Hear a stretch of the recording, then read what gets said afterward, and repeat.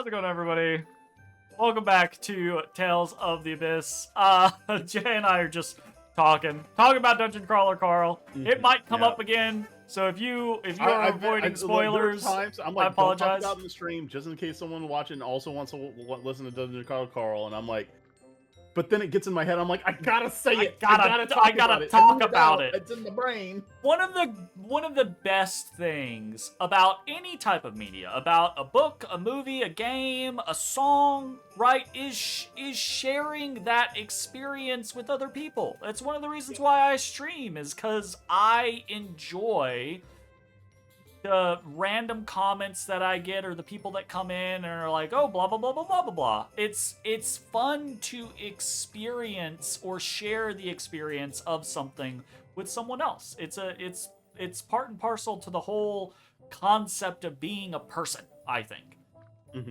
Absolutely. It is just part of communing with one another. It's Exactly. sharing and experiencing and realize I have this feeling. You have that feeling too? That's awesome. We feel this feeling. We feel this feeling. All right, we're gonna rest. 300 gold. Actually, not as bad as it we used start to be. playing for the night, and the first thing we do is finance. It's Look. Ugh. Money is not as bad as it has been throughout the game, so it's not. It's getting a little better. All right, we are in Ketterberg. Ketterberg. We just made it to the place, so let's wander around. Oh well, you ready to lose all our money? Maybe. You want ready for this dude to clean house? Oh my. Well, obviously we're not buying that. We can't afford it. Oh, oh, sorry. I thought my brain didn't see one of those zeros, and I'm like, oh no, it's affordable, but it's gonna clean us out. No, no, it's not affordable. It's just leagues out of our fucking pot. Like, not fuck me, I guess. But like 4K, that's totally affordable. Totally affordable. Yeah, that's affordable, but you know what's not affordable? Like that. Why would you even put it in the shop? Why is it even there? You just want us to feel bad? Is that what you want, game devs? Good question. You want us to feel bad. That's just there to make us feel bad. Because look at that. I mean, we didn't grind, but we also, like, we're pretty, like, reliably fighting. I feel like there's no other reason for that to be there other than to make you feel bad. I mean, maybe. Why would you do that?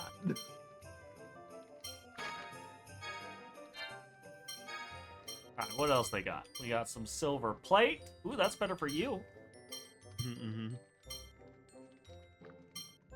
Silver guard.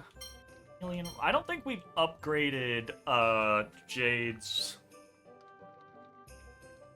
protective gear in a while. We might want to do that. Oh, he's not supposed to be getting hit any. Table knife, spoon, fork. Oh, what? The joke weapons. Wild. I'm gonna buy 2 of those and 1 of those, because that's pretty cheap. Silver plate, a little bit. That's just a little bit of an upgrade. Not a crazy upgrade, just a little bit of an upgrade.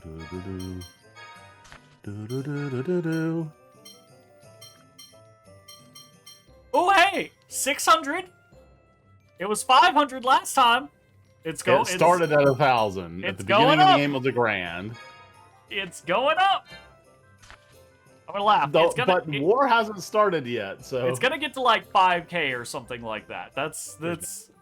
You don't think so? I bet. I remember Googling it, and no one actually had like a set like, no, wait till then. This is the place where you do it. That's fair. You can't put a Tails character, like a statue of a Tails character as dual wields and not immediately make me think of Lloyd. It doesn't look like Lloyd. But Zeno! Hey, now we can afford those weapons. All we have to do is just Gamba? Save state. A lot. I mean, maybe. Is it a functioning casino? Looks like it. Slots. Bingo. Women in clothes they probably didn't prefer not to actually wear, but have to because it's their job. Yeah. So this is the casino, huh? Looks pretty fun. I had heard about it, but all of this gaudiness is rather discomforting. Yes, it is pretty, but it makes me feel out of place. This casino was built back when this area was first developed as a resort. Huh? Pull open my sound stuff.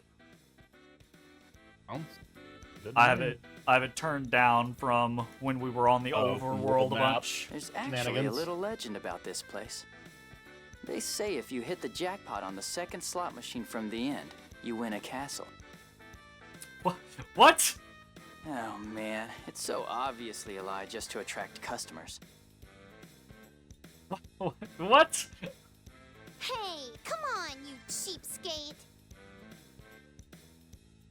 What's wrong, Annis? Everybody's staring at you. They said minors aren't allowed to play in the casino. Boo! Bye, Luke. It's not that bad. All you need is a parent. What about Jade? Actually, in Papa? Japan, I don't think Can I 18 please get is my adulthood. I think allowance, it's like pretty 16 or please? something. Yeah, I don't know. I'm afraid not. Boo! Fine then. Guy, go get me some chips. Aye. That's right. My looks don't work on Guy. They don't work on anyone, you little gremlin. God, You little gremlin. I couldn't. I was like, I don't know what word I want to use. I was like, my Rolodex was just flipping with like little words. I'm like, no, not that one, not that one, not one. Gremlin. Let's say gremlin. Gremlin's a good one. She definitely has gremlin energy.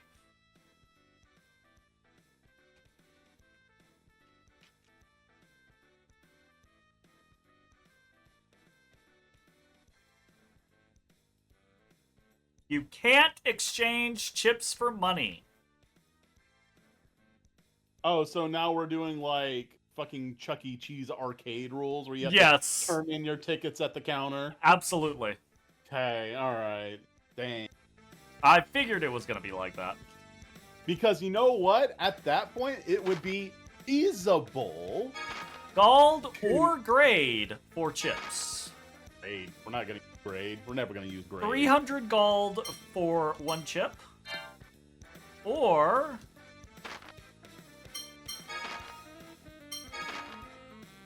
10 grade for a chip. Get 35 chips out of our grade. Like, we're not gonna use it ever. Like, it is a currency that it will not be used. But like I was saying, like, if you could cash out your chips in the money, then you could feasibly actually afford the ridiculous things in the shop here. Sure. Yeah. It would be possible. So they're like, no, we can't have that. We want to put those in the shop, want you to see them, and know you can't get them, even though there's a casino here. Because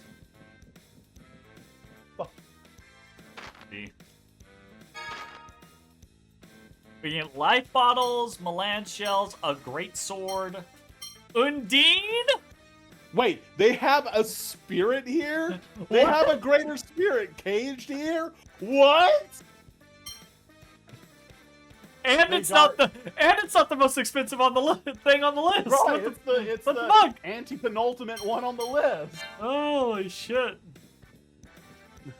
Okay, let's get The some. other ones are the best spell in Symphony of the Night, Solstice. Let's get some chips.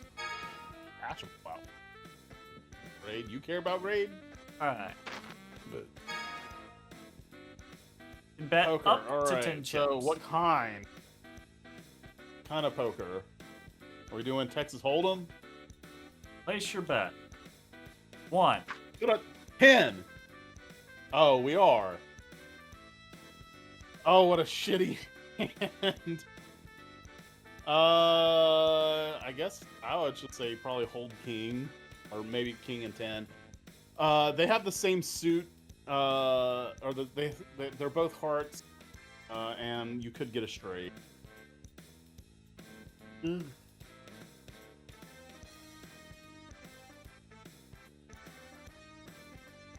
If we were worried about a straight, it'd probably just be better to keep the 3, 4, 6.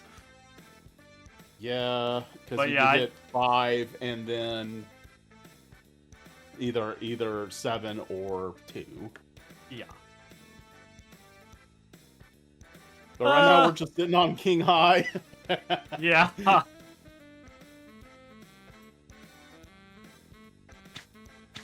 I'll go with that idea.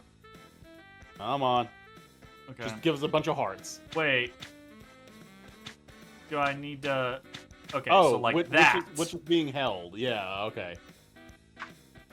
Okay. Nothing! Wait, that's it? That's the end? Yeah, that's it. What kind of fucking poker game is this? A bullshit one. I thought... Okay, we got 2 pair. Wait, we're not gonna... We can't raise? We can't... Nope. You get nothing else. Oh, pair... Like, then you're always gonna pay...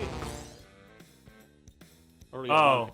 And 1 pair doesn't get you anything. 1 pair gets nothing, yep. This sucks. This is the worst way to play poker. 4, 5, 6. All on clubs. Oh, I pressed the wrong fucking button. Idiot. God.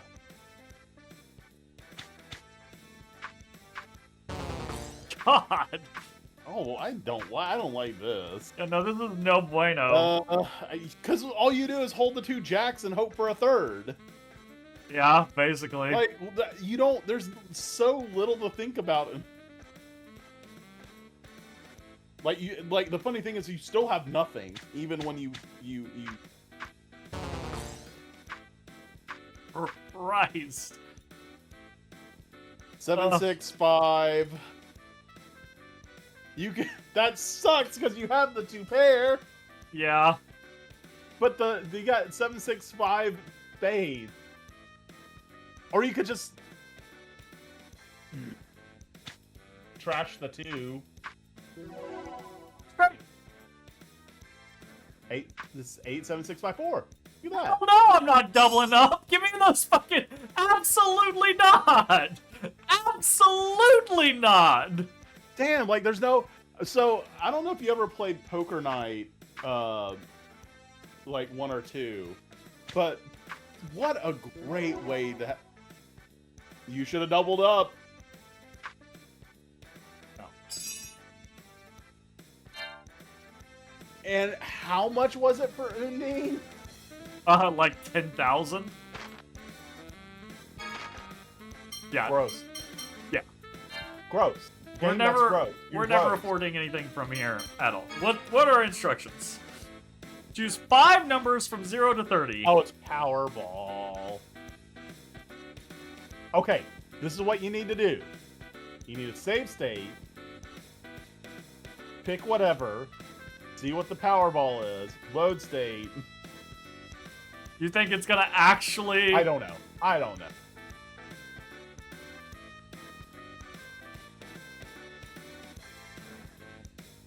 Damn. That's a decent cash out. So it means it's astronomically unlikely to ever happen. Oh yeah. So 100%. how many chips you want to bet?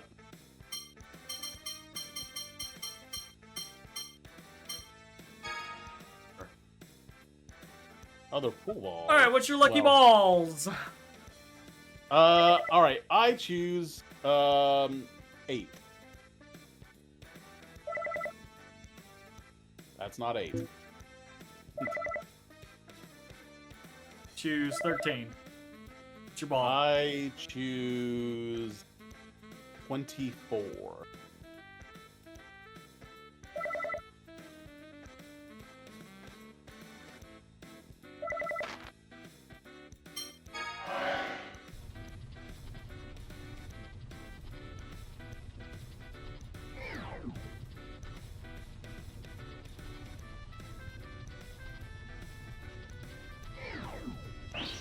Oh! Oh! Good job on 13. Oh! Oh! Oh, Fuck it's so you. close! Powerball.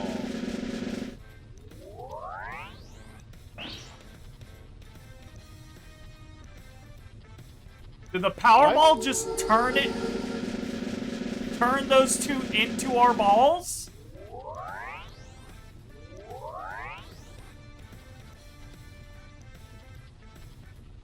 What?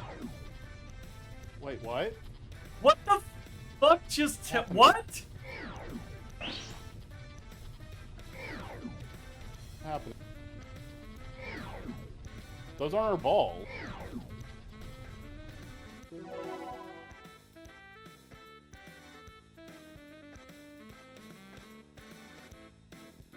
Maybe we should have read the instructions better.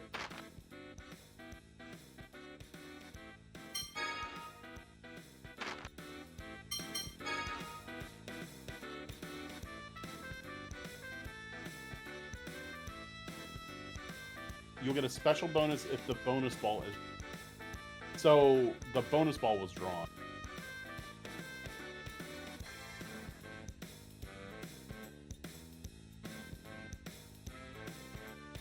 I thought we had 4 correct.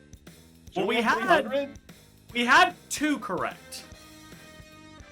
And then the would- bonus ball changed. And the bonus ball changed 2 of the existing are to the balls right one. into the ones that, and then another bonus ball spawned and completely got rid of all the existing balls and changed all of our choices.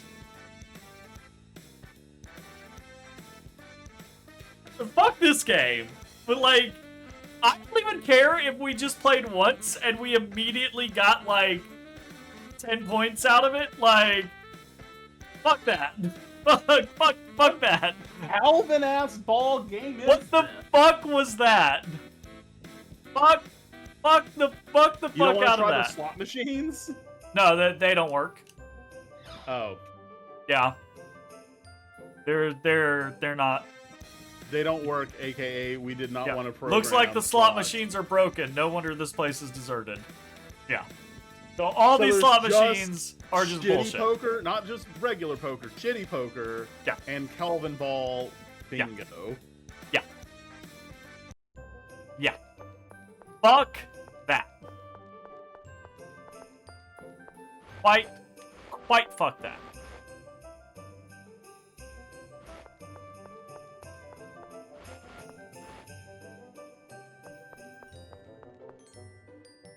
Lots of fuck that.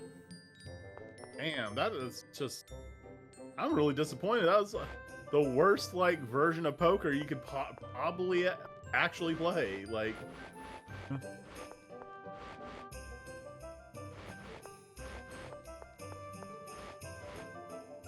It's not even like calling that poker is not even. it's like, not even poker. It's Like, just hope you get lucky with a poker like draw. that's like I'm bored. The power's out, and I have a deck of cards, and I want to play poker with myself. Yeah.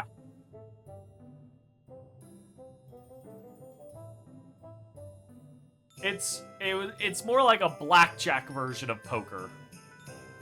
Well, I mean, it's yeah, you're right. It is kind of like it's like blackjack, but like you're using Except poker. even in blackjack, you're still like betting, like you're still like calling well, and and- shit. Yeah, you're still. Yeah, and you're like playing against somebody. Yeah, right? and that was you're literally still just playing against the house. You make a bet, you get a hand, you pick some cards to hopefully get better cards. Done. Don't bust and That's it. That was a little lame. Now, I will say, I don't expect most casinos in games like this to be very good. But, sure. But that was sure. especially on the poor side of things. Also, Well, I'm especially- just tripping over the fucking ball I'm tripping over us getting 2 balls right. Yeah, and We then getting got- the bonus ball. We got 2 balls right. Ignore the bonus balls. We got 2 balls right. And then by the end of it, we only had 1 ball right. Fuck you, game. No, like, we guessed fuck 2 you. balls.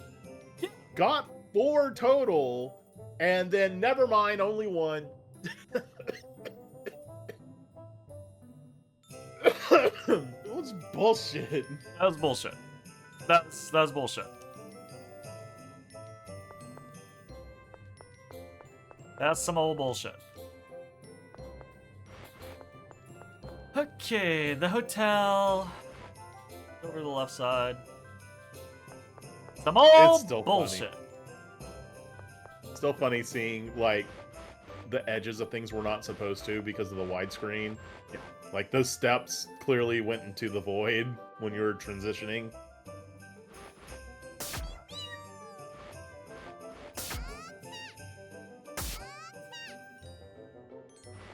No?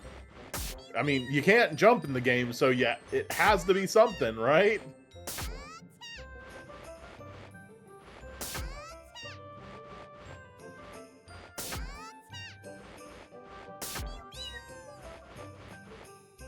How's it going, Viv? Yo! You remember that box? Spoil us, I don't care. Burn the pagoda. Burn it all down. I'd assume it's something we don't have yet, but fuck. Like a wind Yeah, like a wind thing. something. Like carry the box down or some shit.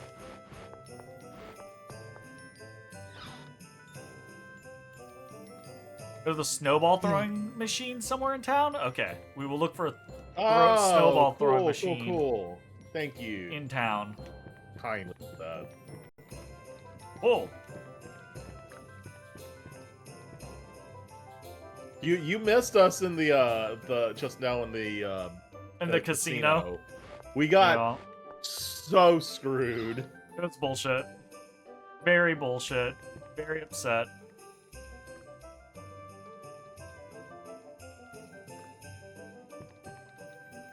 I don't care about you two twins.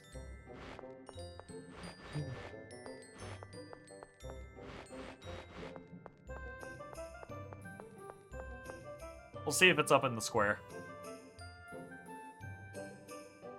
Ah! That Ball throwing machines. just pick it up and hold it for 4 seconds so they'll be added to your inventory. Sorry.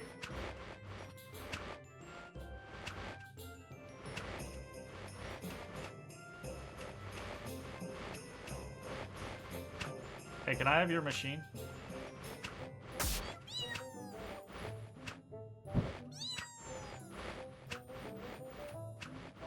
Give us your ice tree bucket. Oh, shit! Oh, there we go. Alright, job done. We did it. Yeah.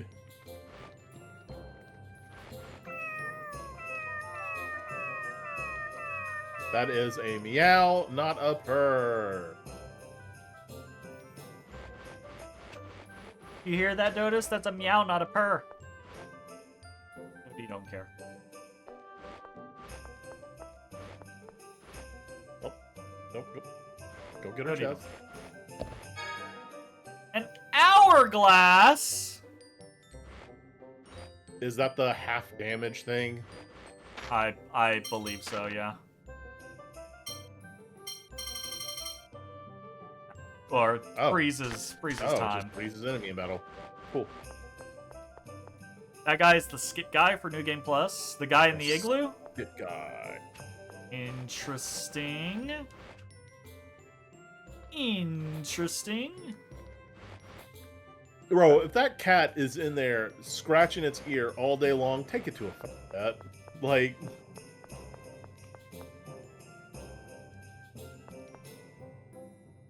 Cats just have French fry ears, Jay. French fry ears. Lippo scratches her ears a lot, and her ears smell like French fries. Yeah. So That it would be. I don't know is why that not thing smell- normal.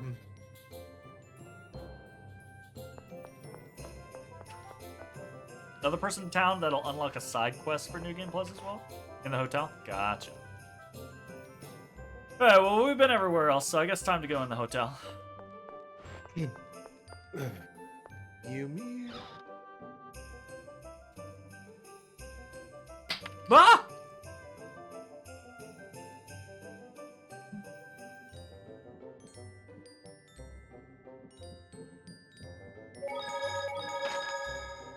Go save.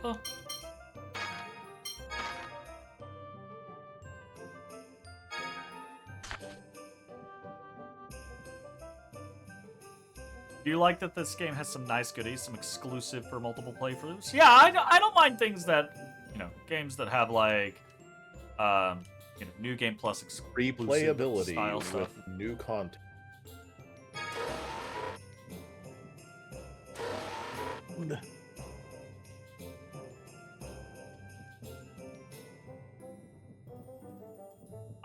I personally am one of those people where like I like to be a lot of times like completionist, so I do tend to prefer a game that I can 100% in a single run.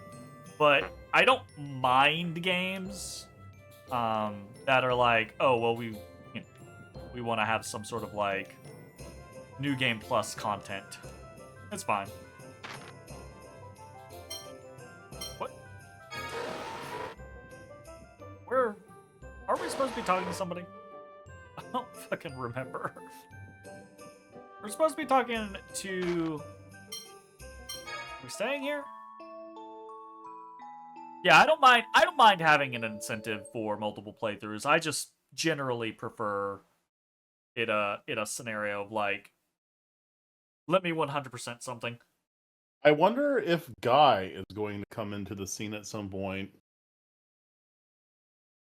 I'll say this actually. I don't mind a game like this having like New Game Plus content. That's fine.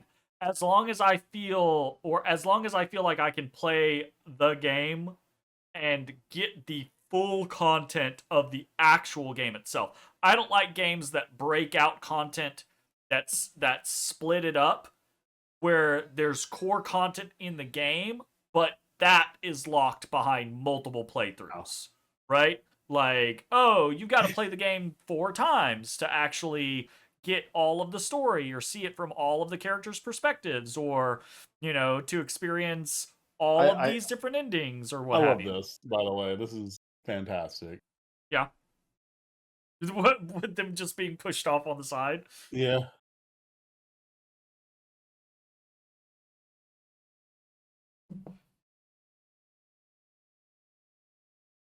Yeah, it's one of those things that it like I don't mind side quests or like bonus dungeons or things like that, but like when a game has actual story content, like character experience story content, that type of stuff, like locked behind multiple playthroughs, it feels like I'm held hostage in that scenario, and that annoys the piss out of me.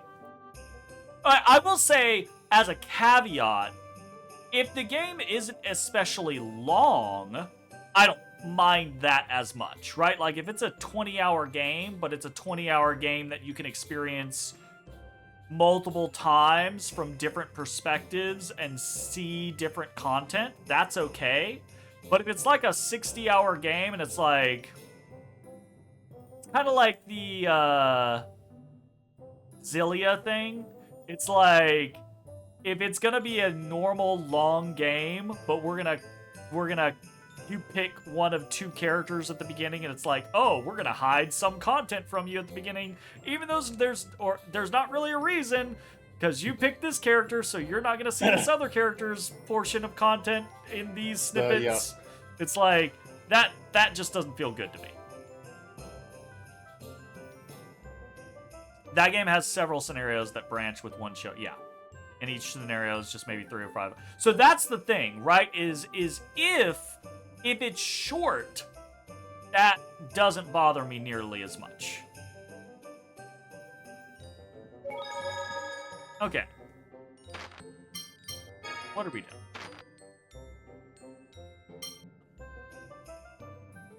Yeah, we gotta meet the governor. Where the fuck is the governor? Wasn't on the 4th floor. Because that's where we went originally, right? Yeah. So, 3rd floor? We'll see. There is a lot of side stuff for that game.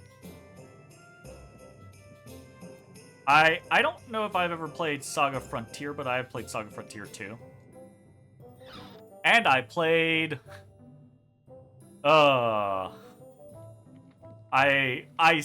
shouldn't call it that anymore. I should be more adult. But I have played Unlimited Suck, is what my friends and I used to call it when it came out. Unlimited Saga. I'm not gonna pretend like and we first played it. Unlimited Saga was bad. It's like, we were so excited for it when it first came out, and it was not our cup of tea, is how I will phrase it, if anyone does like it.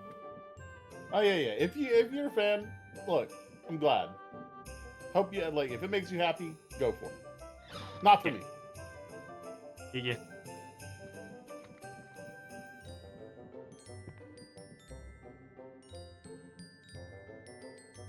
It sounds like a very unhinged and wacky game. I will say it's been...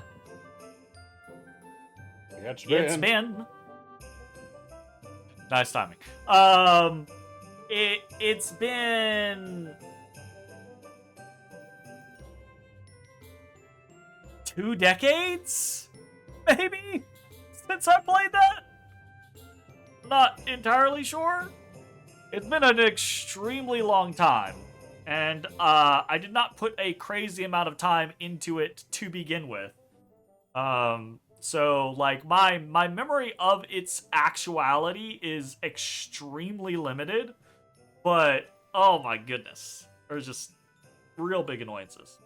I'll give you an example of a game that I normally would like, but actually kind of, like, frustrates me. Based off of what I've kind of like described already, and that is God, what's the name of it? It got remastered recently. It's well, not recently, but recently. Seiken Densetsu 3, what the fuck? Secret of Mana 3? Trials of Mana. Trials of Mana. There we go. That's what it got remastered as. Yeah. That is an example of the way I feel like that type of game pisses me off, is because you will not experience the entirety of that game unless you play it 3 times, I think. To experience every character storyline? Yeah. Yeah, because there's 9. Hawk, Kevin. There are like 8. Angela. Because it would be another thing. Because I think you have to dupe up a little bit as you're playing. If I remember, I can't remember, but you get my point, right? It's a scenario of like, there are portions of that game that, depending on which characters you pick, you get to experience their story beats in the game. But the rest of the fucking game's the same goddamn game. Yeah. So, if you want to experience all of the characters' stories, which are interesting, you have to play the game multiple fucking times. And that just pisses me off. I'm like, why? Just let me play the whole damn... Like, give me the whole fucking party, but just have it be a party of 3, so I can only use 3 of them at a time. Then when we get to that X person's story, we play with that person. Cool, great, done. You know? It's like, ugh. Blah. Yes. I don't know where this fucking governor is, Jay.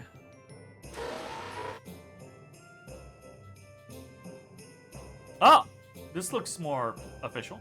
What's going on here? I guess maybe this is just like a... Ah! Beef! Oh, beef! Still no bread. This place also does not sell bread. Food!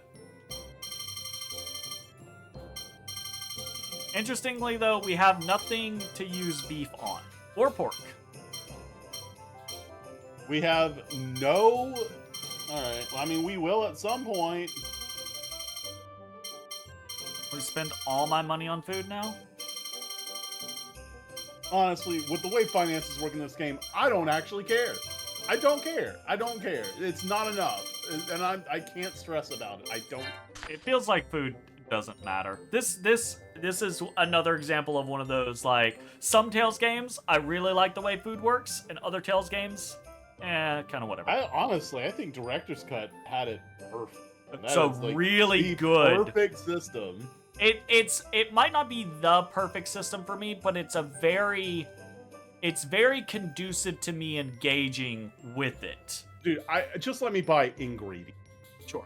I just want ingredient. I do like the games where food feels like it matters. And Director's Cut felt like it mattered. And it was very easy to engage with. So that was nice. But And you were rewarded with like a bigger food bag the more you used it too. yeah, Like, yeah. So I thought that is very good. It's very good. But I also like the games where it's like, oh, well, this character will make this recipe better, or do this recipe in a different way and it'll really matter, or, oh, you can unlock the, right, like, I like a little more involvement than that, but yeah, Director's Cut was so useful and easily accessible that I was like, yeah, this is, if I just had to pick, I'd probably go with this because at least it's not boring or unuseful, right? Like, it's, you get what I'm saying. It's just, Also, ugh. lettuce sandwich. Really? It's fucking what? Why? Really? Why? You put the food in the thingy, it'll get used automatically if you have the thingy energy and the prerequisite is met. Very handy. We gotta play some Tales of Graces, Jay. I mean, it got recently fan translated, I believe. That's true. It is, like, playable now. Oh no! Dining minigame! Oh no. You were just talking about how much you like involved food mechanics. Well, here you go. It doesn't get any more involved than a fucking cooking minigame. It also Enjoy. got remastered. Interesting. Oh, that is true. It did get Yes. remastered, but I feel very, very confident that the remaster on Steam will not have multiplayer. Didn't we already look that up? I think I did, but I can... Here, I'll just verify. I thought we already had this conversation. We looked it up and we were like, oh, it does! Oh, did it? Store. I didn't Tales actually read the instructions, but Of Graces. Remastered. 20 Let's- bones. there we go. Spicy shrimp, amago tea, curry rice. Very positive. Single player, Steam Spicy achievement, shrimp. Steam Cloud family share. No Amago tea, multiplayer. curry rice. We will play Tales of Graces one way or another. Because... Spicy shrimp. Amago tea. Curry rice. Did it. Oh, 400 money. No. I do not want to keep playing this. No. I guarantee there's some scenario of like do this so many rounds and you'll get like a title. Tales of Oh, it's one. Do one round and you get the title. Nice. Yeah. We'll definitely get there eventually. Like all of Tales the of Races. all of the Tales games we can play Hold on. are on the list. The Steam page implies that it does not have multiplayer. You have a certain title outfit Tales from another of place and come back. Races, Interesting. Masters. Play. All right. Maybe we got to go around back. Maybe we didn't circle behind. We can't circle that direction. Okay, so despite the page not having a multiplayer tag or a Steam remote play tag or anything, it says there's a dude that says remote play not available. You can use other avenues to connect with friends like Parsec, but is there something we could like?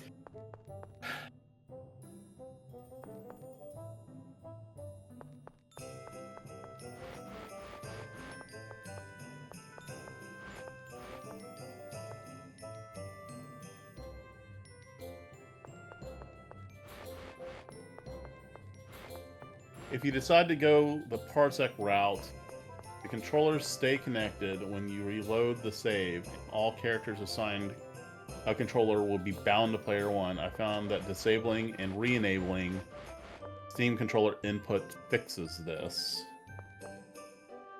Huh.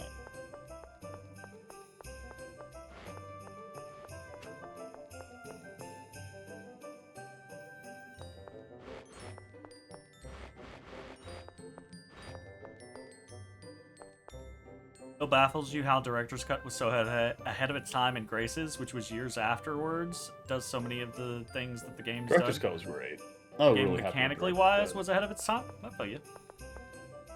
I see there was a path that I just did not take. Whoa.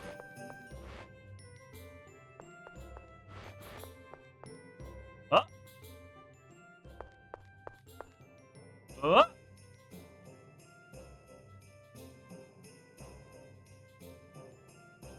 Wow, what a mansion! I want to marry whoever lives here.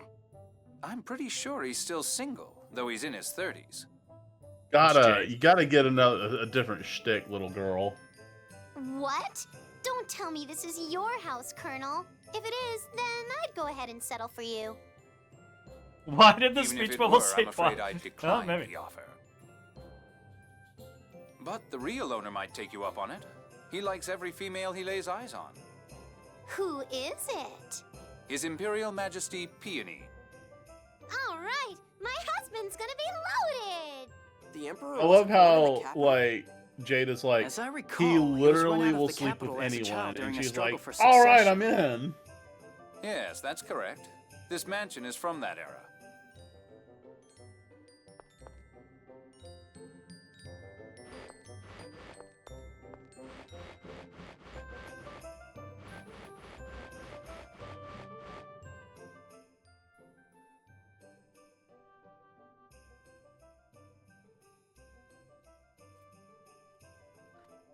Hey Jay, how do you feel about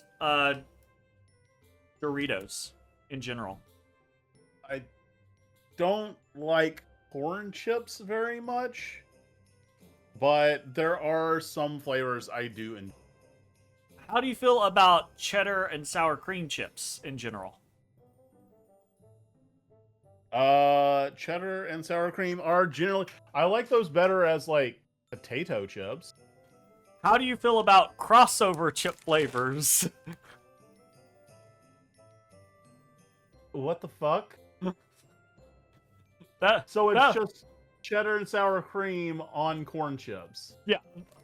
I'm guessing. Look, this is about the only flavor I like. I mean, Why I have it. spicy sweet chili is pretty good. It's such a nice like spice flavor, like, and it kind of like takes away from the fact I'm eating a corn chip. This is a lie.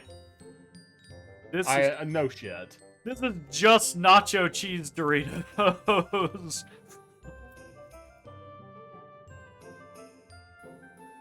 With like maybe the barest hint of sour cream.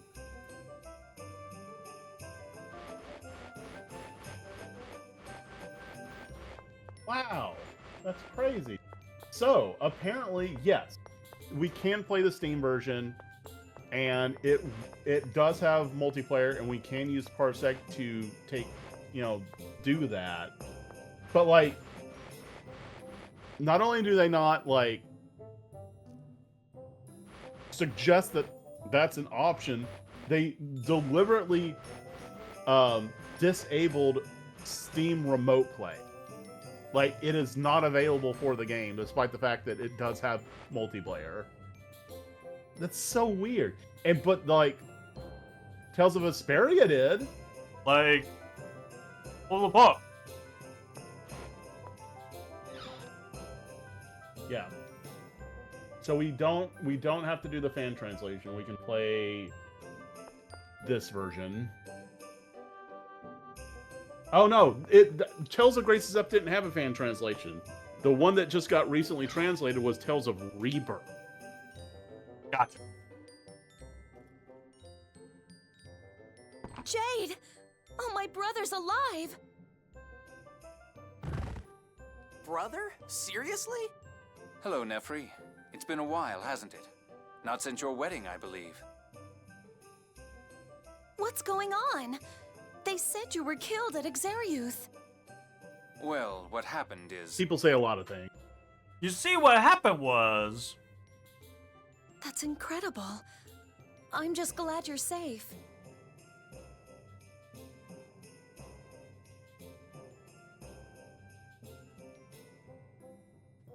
Hold on. You alright?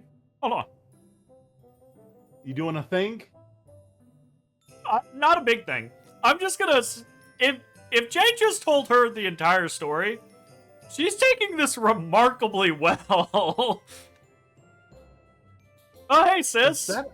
Did you know there's an entire world inside the Earth beneath our feet? We'll inspect the Tartarus. Does Once she you're have a framed resupplied, picture please of go George see Emperor Washington Peony. on her desk? Well, maybe. He's been very worried. Oh? Didn't everyone think I was dead? His Majesty was the only one who believed you were still alive. His... We've been running, we like have not been low-key running around.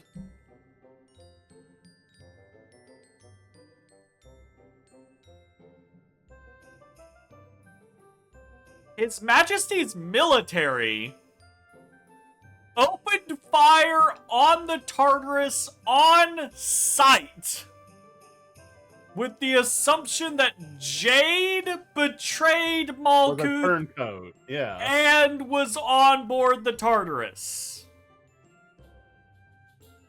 Does His Majesty not have any control over his military? Because if His Majesty is really buddy-buddy with Jade and is like, oh no, I believe Jade's still alive, I miss him. The rest of you too. Please wait a bit Like- while you prepare your ship. Could you maybe tell them not to shoot at us? This is a tourist city, so I think you'll be No, safe maybe here. he just thought, maybe he did want Jade dead. And he's like, I know that bastard's still alive. Maybe. It's like, I Maybe. know that wily I'll book a bastard room somehow at the inn got for out you. of it. Please get some rest. And, all of his, like, If you don't tacticians and mind, advisors like, I'd no, like a nobody word could have with you. survived that. He's Please gone. He's come by like, again I later, know that bastard. alone.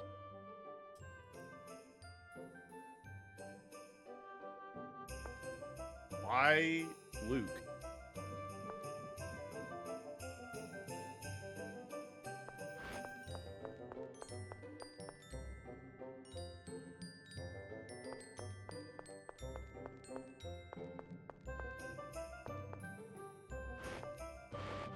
You said the inn, not the hotel.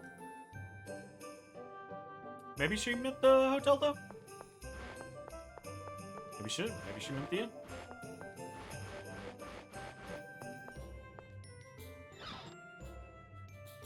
Our resident necromancer is still not brought something back from the dead. No, but he has created life. That's not necromancy.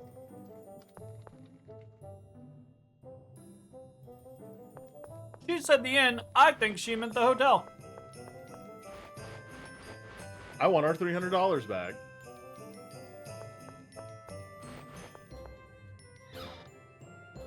Care that much about it? That's only like a single chip, Jay. We've received word from the governor. Please make yourselves comfortable. Oh, I forgot something at Nefri's place. I'll go get it real quick. Shall I go with you? Damn, so Nefri's a smooth, woman, man. remember? Oh, I love looking at beautiful women. Guy is most certainly. What the fuck is guy. Guy's issue? She's an older woman and married, you know. Wait, hold on. I didn't mean it like that. He is petrified. I don't know how you can say that phrase and not mean it like that. I mean, and there's Yeah. nothing wrong with meaning it like that. Yeah, sure. But, I mean, that's not what you mean when you say that. Master, I'll go with you too. Yeah, everybody just shut up. I don't need anyone to come with me.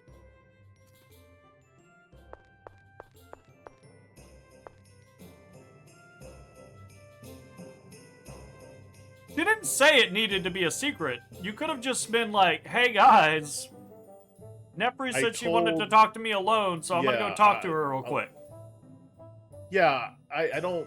Yeah, I don't see why it's got to be such a. Yeah. Yeah. She didn't say, "Hey, nobody can know about this."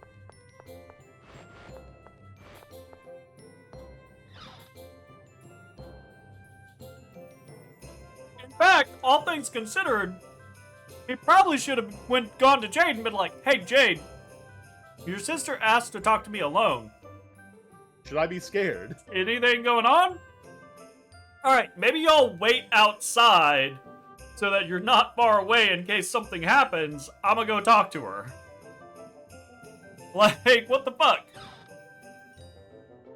Get your head in the game. I'm sorry. When I heard you were a replica, I thought I simply must tell you about my brother. What are you talking about?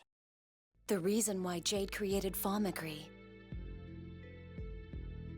You're gonna spill his secrets? Lady?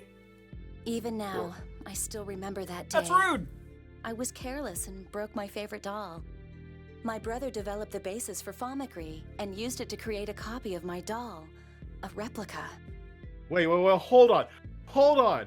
He invented an entire new school of magic or science instead of just going to buy a replacement doll. I'm assuming it's just a doll.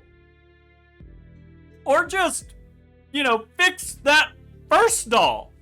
Instead of just That, fixing like- the first doll, he replicated the doll.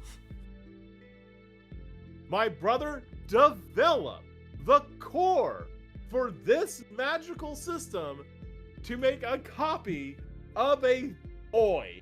What? He was 9 years old. Okay, that does sound closer to what a 9-year-old would do. But what?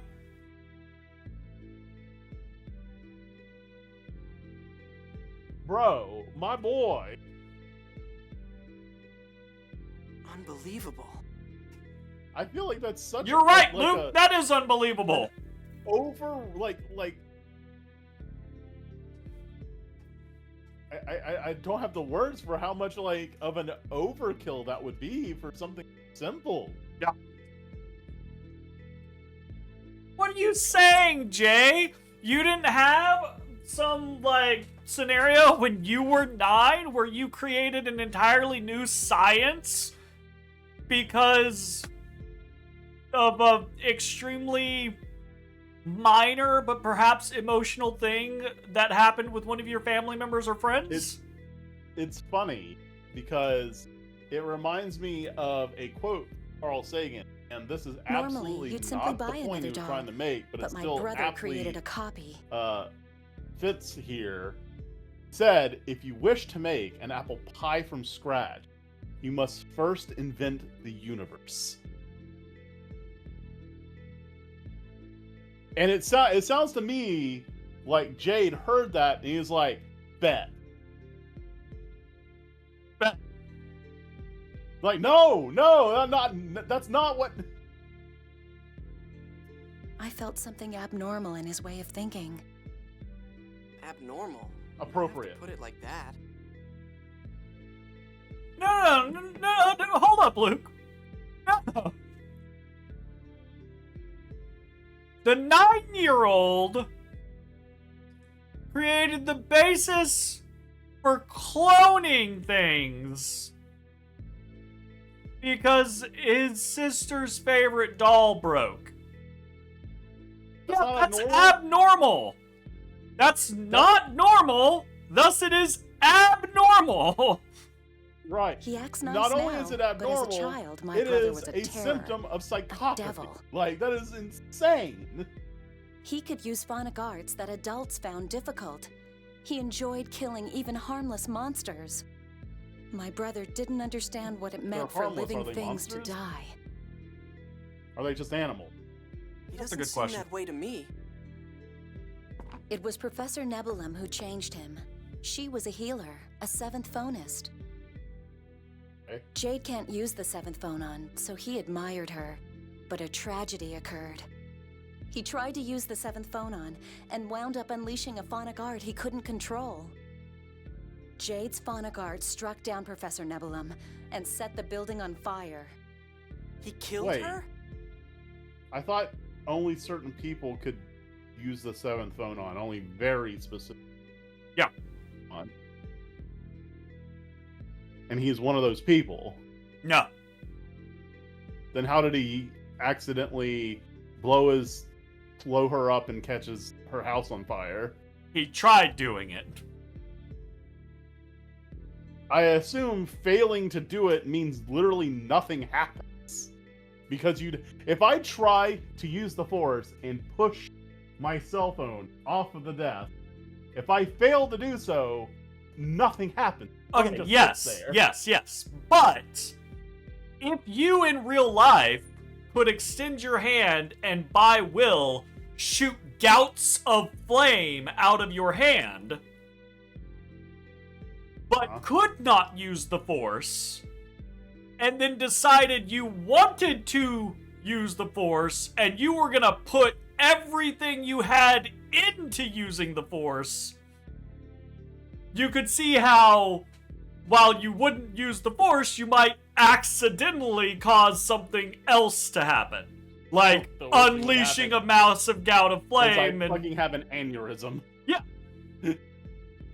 I mean, that is what we would do in real life, yes. But, like, yeah, he can't use the seventh phone on. He probably tried to force the issue and, like, throw all of his power into using the seventh phone on, and it fucked up. Sure. Okay. She was still barely alive, just laying there. My brother looked at her and had an idea. Oh, Is this it? here I go with the psychopathy again. Yeah, here comes the psychopathy again. He's like, There was hey, I still just time watched to this make a anime replica. called Full He Metal could save Alchemist. Professor I've got an Nebulum." idea. Jade extracted her information and created a replica. But the replica that was born was nothing more than a monster. What happened to the real Nebulum? She passed away. After that, my brother's talents were recognized, and he was adopted into the famous Curtis military family. I think he probably wanted a better environment for studying how to bring back the professor. But he stopped replicating living things. Why? That's thanks to Emperor Peony. Those two were best friends. I see. I mean, that's vague. Okay. I am also best friends with some people, but they don't necessarily stop me from cloning people. Like, So here's the thing. I understand why they're calling him the Necromancer, because he is creating life.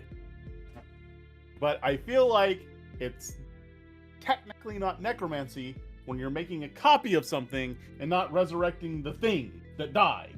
absolutely agree. But honestly, That is not necromancy. I think deep down my brother still wants to resurrect Professor Nebulum. I agree with you, but I also agree that Jade the Clonomancer doesn't sound as good as Jade the Necromancer. I actually kind of like that. That's kind of funny. I like it. No! That sounds Yeah, man, terrible! Clonomancer. I don't really think that's the case. Yes, it may just be a groundless fear. But I still wanted to let you know so that you could help to keep him in check. I'm sorry for taking up so much of your time. Thank you for listening. Oh, no, thanks for sharing.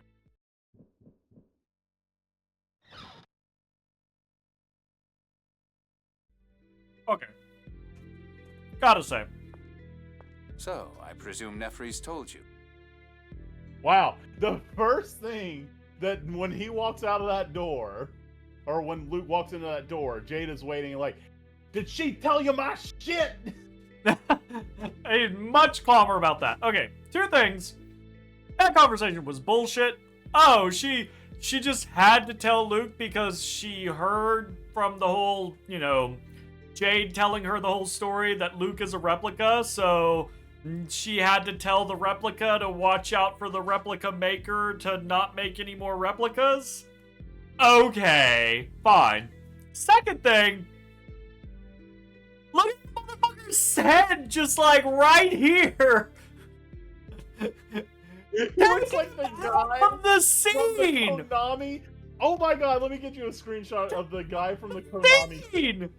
Don't believe From the him E3 standing in the scene. Konami on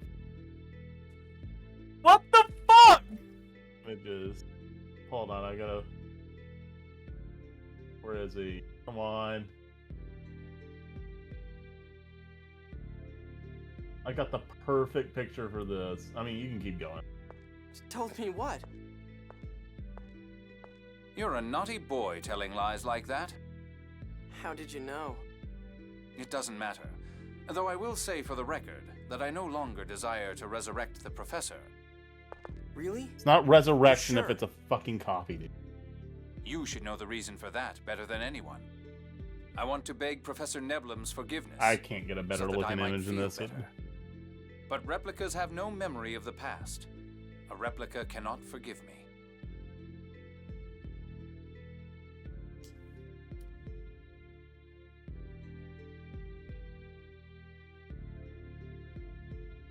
Homie was just creeping in there like, Gotcha. Jade. I'll live the rest of my life pained by the sins of my past. Sins? you're You no, mean killing Nebula? you're no Edward Elric, brother. Like, You mean causing the accidental death of Nebulum?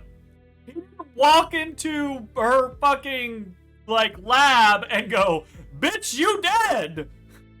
They were working together. He probably pushed the limits when he shouldn't have.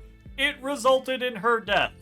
That sucks, and he should feel bad about it. But it is still an accident. yes, it was not deliberate. Failure to follow And that safety matters. protocols can make you feel guilty, but they are still accidents. Being negligent does not mean you intentionally murdered someone. Being criminally negligent kind of does mean you intentionally murdered someone, but you get my Perhaps my point. greatest sin was not understanding the significance of life and death. If I had the ability to make replicas, I think I would have done the same thing. We're both bad people.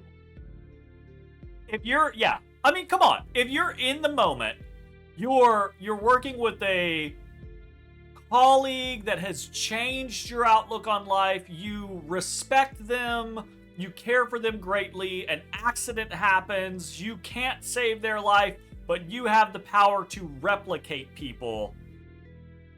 Telling me you wouldn't, your brain wouldn't go to that in the moment and be like, I can't save them, but if I can do this, then I can save them. Right?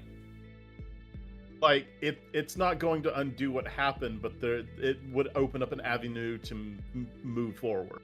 Yeah. Are you trying to cheer me I up? think just about anyone would do that. The question is I don't think just about anyone would do the things that got Jade to the point to where he could replicate people. That's the issue. I can't believe You've he, somewhat as a missed the mark, 9-year-old, but I invented a appreciate the new, sentiment. like, science because his sister's doll broke. In any case, you mustn't tell anyone of this. Understood? And you know this shit's gonna be real important. That sounds like blackmail material right there. You know this shit is going to be really important because you know, like, this whole... Because replicas and all this shit wouldn't matter, or they wouldn't be... We wouldn't be talking about it if it didn't matter to the story. And we wouldn't have learned that they can replicate a fucking continent if it didn't matter to the story. Yep. All right. Also, no. Not alright. Y'all already got in trouble before. All of yous already got in trouble what before did Keeping about Secrets do last time? not talking about shit. No more secrets. Everyone. I'm not saying you gotta talk about every time you go to the fucking bathroom or do something else, but no more big secrets like this. That's a promise. No, that's not a promise. That's a you take me at my word, motherfucker. That was an agreement, not a promise.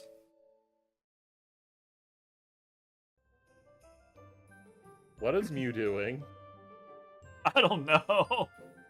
He's just slamming his head into the floor repeatedly. Okay. I imagine, like, when Luke went to bed, Jade absolutely turned around and went to have a conversation with his sister.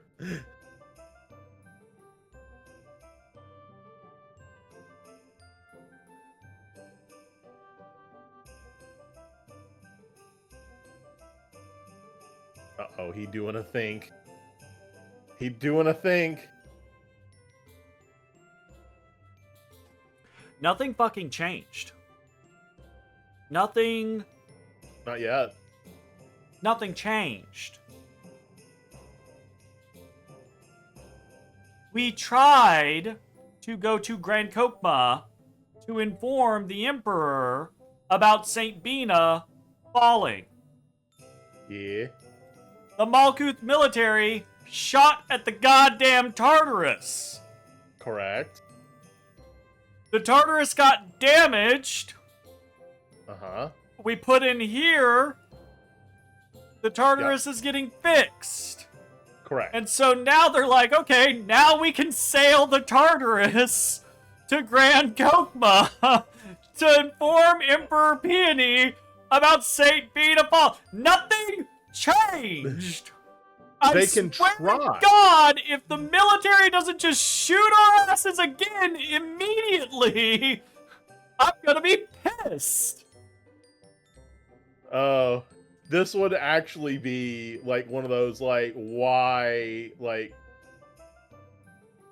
Because what that means is the only reason that existed of the military catching us and shooting at us was to force us to go to Ketterberg, to force us to meet his sister, to force us to have the sister tell Luke about what Jade has done. Period. and that still wouldn't be bad as how Raven got to Heracles first. No. So I'm making a big deal out of this. This happens very frequently in JRPGs. It's a scenario where it's extremely common for the journey to get momentarily diverted just for one specific like set of information to have happen, and then for the journey to just get back on track seemingly without any issue. But there are better ways to do it. Like, we could have come to Ketterberg for a reason. Maybe the game could have designed it in such a way where it's like, hey, head to Ketterberg because we need supplies, and by going to Ketterberg, we can go around the naval blockade that Malkuth has put up, and then we can approach Grand Kokma from a different side they're not expecting or some shit. Right? Like, you can couch it in That such would a still be different way. better if Absolutely, if right? it Like, happens. Maybe during their stay here, word got sent of what really happens if they clear Jade and like. yeah, absolutely. Like, that's another alternative. We do everything that happened. We try to go to Grand Kokma. We get shot at. We have to put into Ketterberg, and then Jade's like, okay, well, this is a pain in the ass. Let me go talk to my sister, the governor, to have her send information. Send word to the capital to be like, hey, to have some of these people stand down. fucking stop. And boom, done. That being said, You should have given regards to the king. We can't do that because we're Jade's still. gonna be in a skit. I wonder if Jade's gonna be in the skit. Fucking hell. Oh.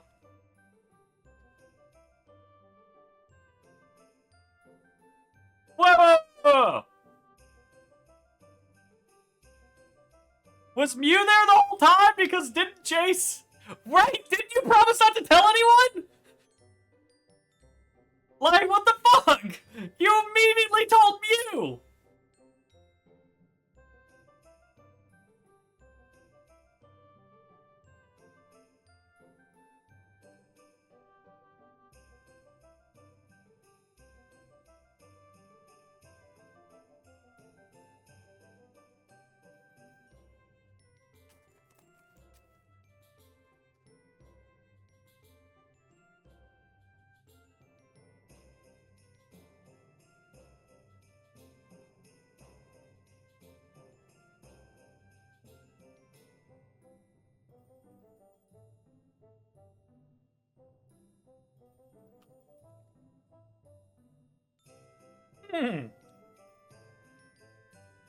Now Jade's like, and now I'll threaten you.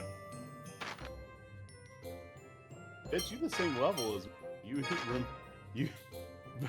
can try, and you're gonna be casting spells. If it's 1v1, you ain't getting a fucking single spell off, brother. He has some toast. he has some non-spell skills. Yeah, and so does Luke. That's true. Some better ones. That is also true.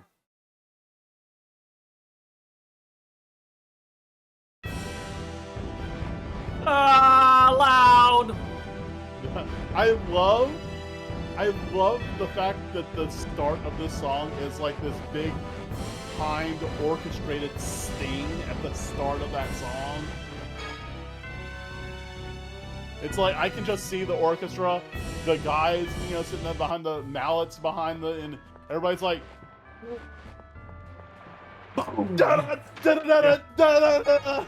Yeah. Look at the Dotus. Don't look at me because I said your fucking name. Close your damn eyes. Okay. I'm gonna turn this down because I'm gonna be moving around on the fucking map for a while. Where the fuck are we going? We're going to the capital. Grand To get Kokma. shot at again. Or to not get shot at for some reason. Whoops. Press the wrong button. It's really is going to be weird if they don't shoot this time when nothing has changed. Or at least we have not been told of anything that has changed.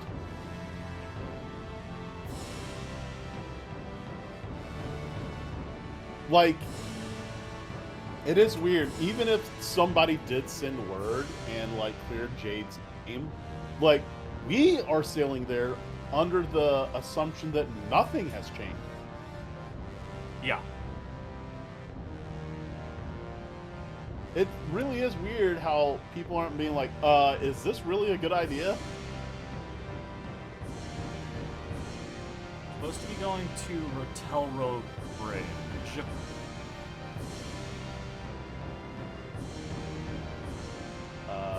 He ain't. Not that way.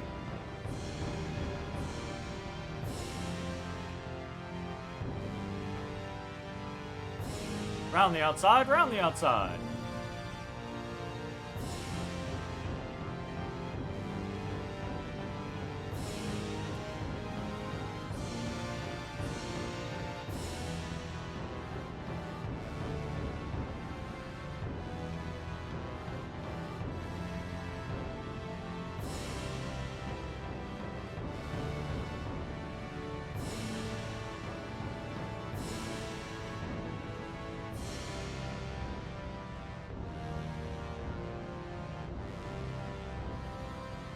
Harbor is closed. Yeah, no one's shooting at us. No one's shooting at us now, but the harbor's closed, so we can't sail into the... Alright, it's just one of those scenarios where the game's like forcing you. You have to go to this place via this location. Here we go! Okay.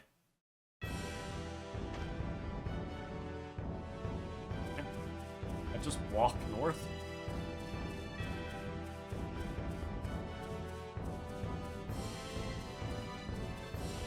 Oh, well, there's looks like there's a mountain range in the way. So there's that. Gotta do what you gotta do. Oh wow. These are the enemies from the very beginning of the game! They have not increased in strength.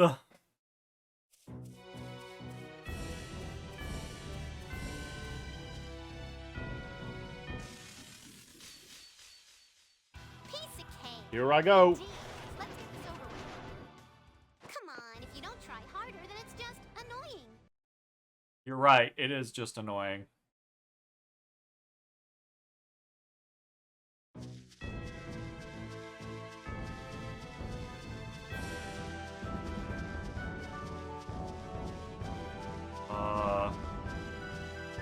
Okay, clearly there is a correct...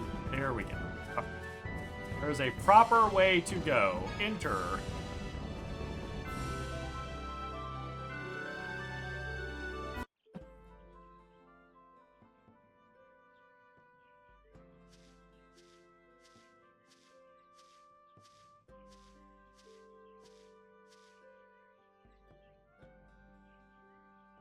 Who are you?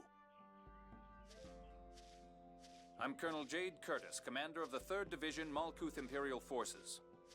Are y'all gonna immediately attack him?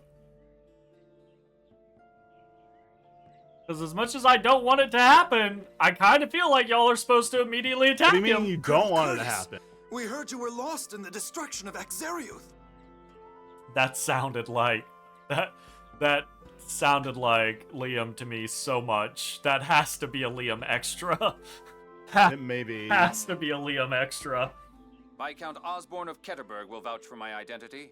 I seek an audience with His Imperial Majesty. Well, we can let you through, Colonel, but What? This is Ion, Phone Master of the Order of Lorelei. Come on, you can let us through? no, this could still be a trap. Even if you are from Doth, we must still refuse. On what grounds? Please wait here. Once I meet with His Majesty, they'll let you through right away. So we just hang out here. Oh well, guess there's nothing we can do. To play single-player poker. We'll escort you. Well, I mean, if they're escorting How much him, longer then is no this one's going to take? watching the So road. now they're acting like... So... Alright. He hold on. was Either shoot either on I'm sight. stupid? So...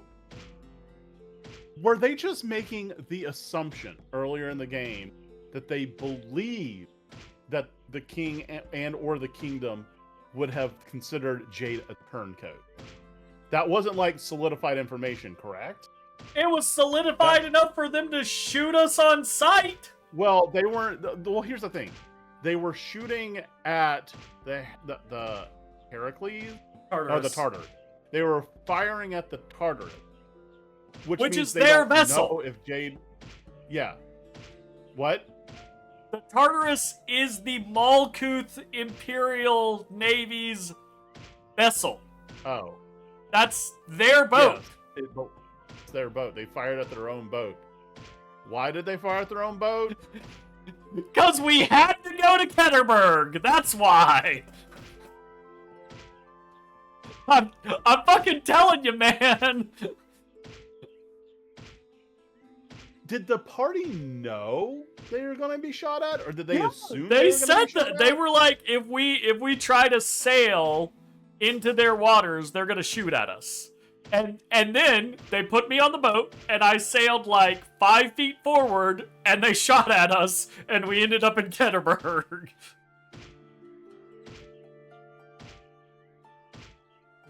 Jade even gave that whole speech of like, they probably think I'm a traitor, right? Yeah, that's where I was like, And then now, all of a sudden, nah, he's fine. We can take him in. not only is it fine, they were happy to see him. Yeah. Like, they were excited. They're like, "You're Jade! We thought you died!" Yeah. Like, so... Maybe it's just like, maybe the Navy was really well informed, but these guys posted guard out here in the middle of fucking nowhere aren't really well informed.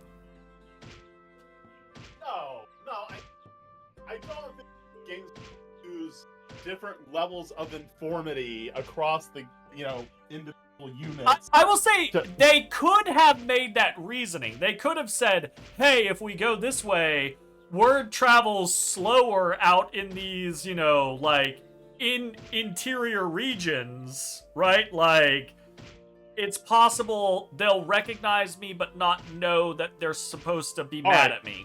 Maybe They could have made that there's gonna excuse, be but just they a didn't. Side comment. Yeah. When we're talking to the king, that explains it all away. Maybe. A simple, like, two-sentence thing. Maybe we're just overthinking this. Let's just see. I don't think we're overthinking or underthinking it. I think This might be the perfect level of... I think it's another case of JRPG scenarios of them going, hey, we want event M to happen. How do we get the party to that location to have it happen? Oh, well, we'll have them shoot at the Tartarus because they think Jade's a traitor. Okay, done. Alright, event's done. Now they gotta go to the capital to visit the Emperor. So Well, go. That's not a problem. Yes, it's hard just waiting. Right, remember, why is Anise fucking throwing haymakers at a tree? Bored. Oh, no, she's not bored. She mad because they dissed on Ion. Because they were like, no, fuck Ion. He's not coming in. Oh, so she's relieving What was stress by... It was all a trap all along, and they tried to kidnap Jade to kill him. A scream! Maybe that'll be the thing.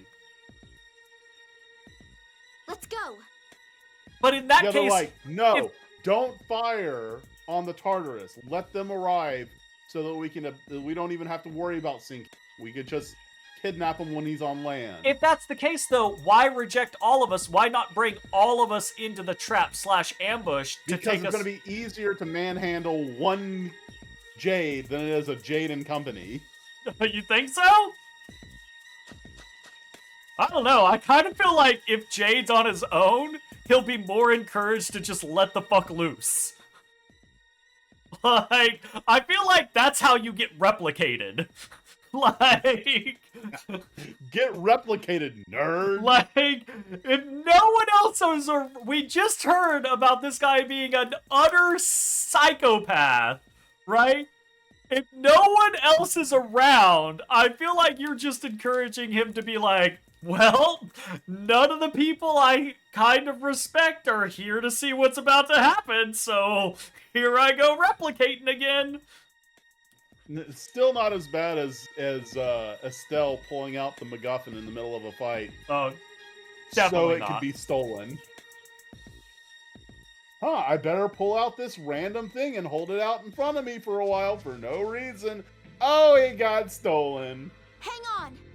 Those were Oracle soldiers. Damn it. Oh, no, never mind. It's not that Malkuth set a trap for Jade. It's just the normal bad guys being normal bad guys. All right. Oracle, Yeah. could Van be involved? Oh, okay. What's he trying to do in Grand Kokma? Maybe he's working on destroying a Sephiroth tree. No, there shouldn't be a Sephiroth in this area. We're not getting anywhere standing around talking. Let's go get them. Yes, we cannot permit this kind of wanton violence.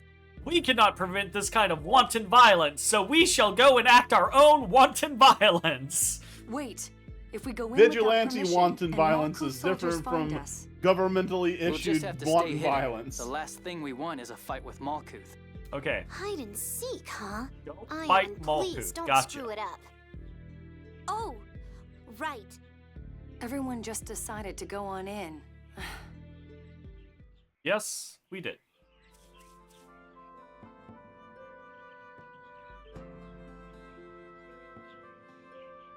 Yep.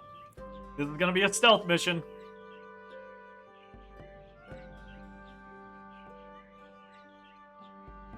No, I don't know which way to go. You ain't ever dungeon crawled? Get to stepping.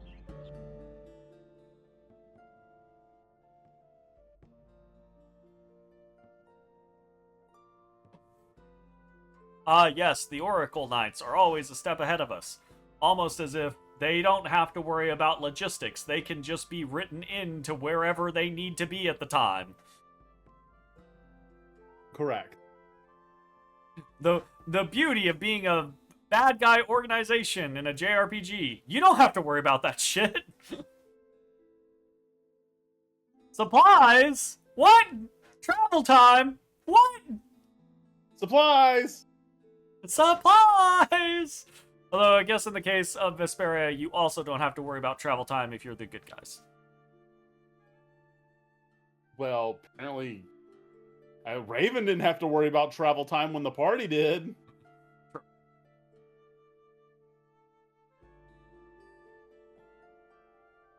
Just like, not even the fact that he just teleported.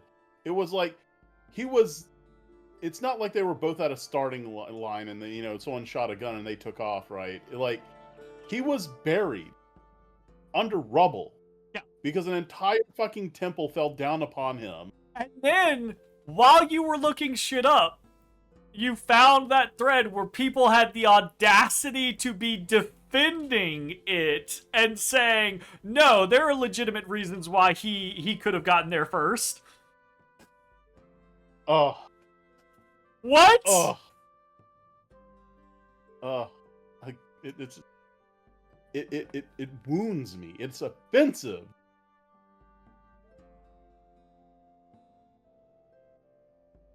She just Ito bled. She did. Or bleh.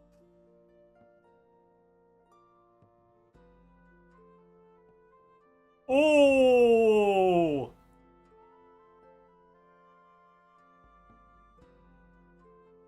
Okay. Can we not talk about geez. Tears Melons? Like, what the fuck, y'all?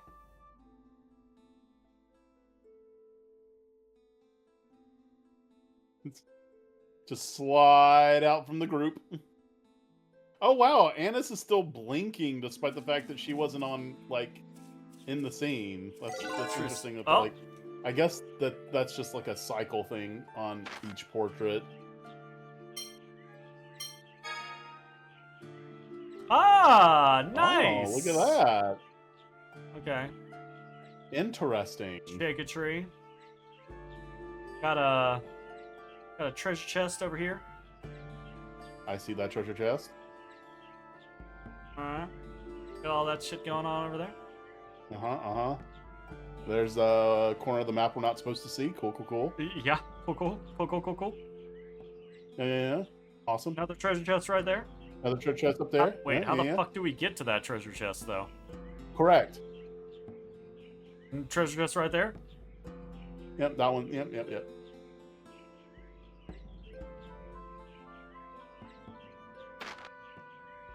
What's the... Okay, that's surrounding area. What's the map? Oh, okay. Okay. Interesting. Oh, okay, I see. I see where that treasure chest was. I think there's multiple screens. Yeah, I agree. Okay. It's like it's 3 screens, and we're in the middle one.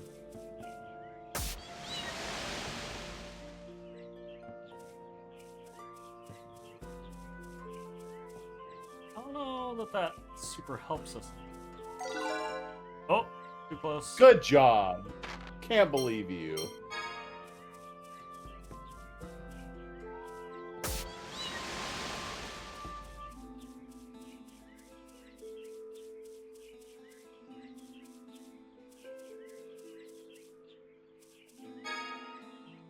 A magic lens. Oh boy.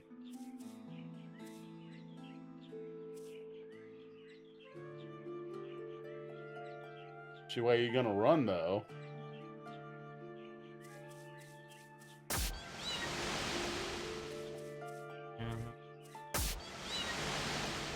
Oh no, he's like, oh nope, he gave us a second. Okay.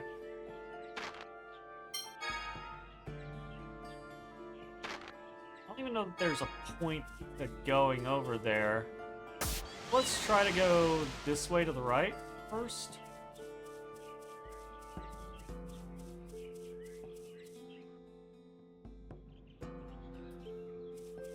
Oh, monsters. Oh. Wait. What?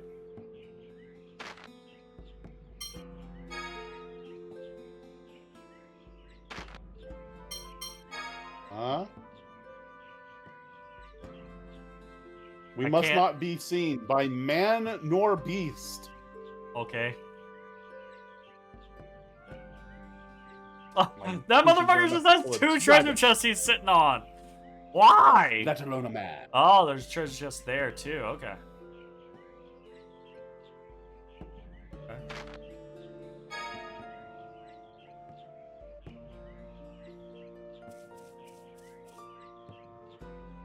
Huh?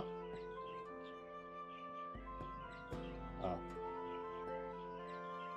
Oh. Yo, JRPG party! Hey, how's it going, JRPG? How's life been treating you, buddy? Yeah, we're making progress. We're trying to. We've been better about, you know. We also not made the game look stopping better. on a single text Ah, bubble for 20 motherfucker. minutes.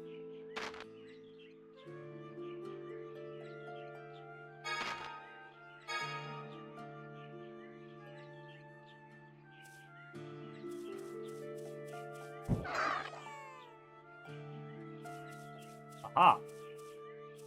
Can I shake Right. this tree?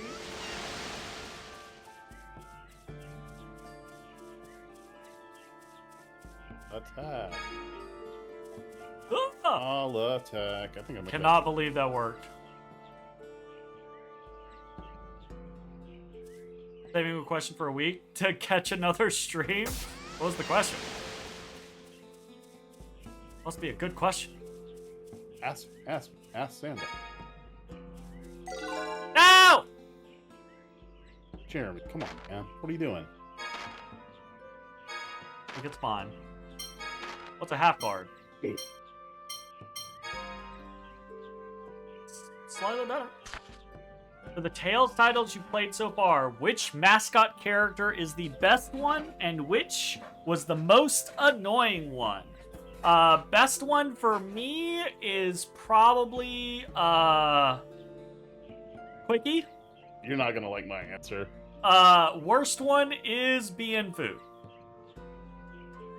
Bienfu. Actually, I was thinking Tipo.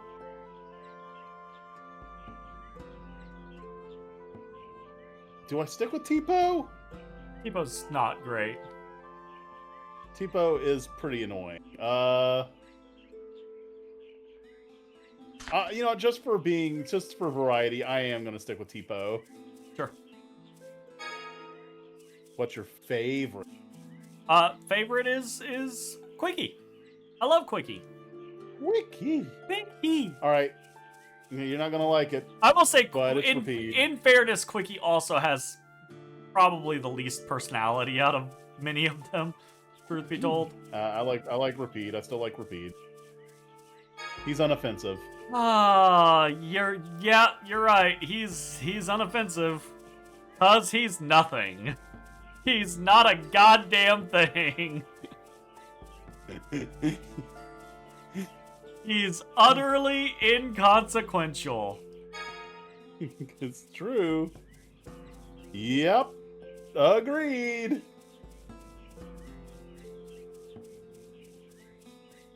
Okay, this is not the direction we're supposed to be. So, what are your answers?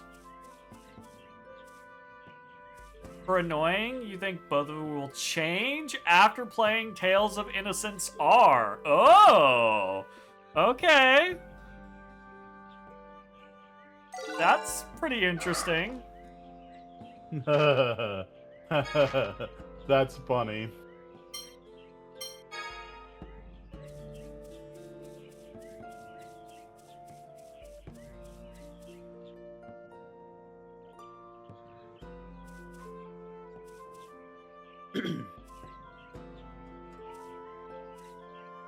Can I just... Ooh. Nope. Okay. Nope. Alright, he turns to the right. Yay, team repeat.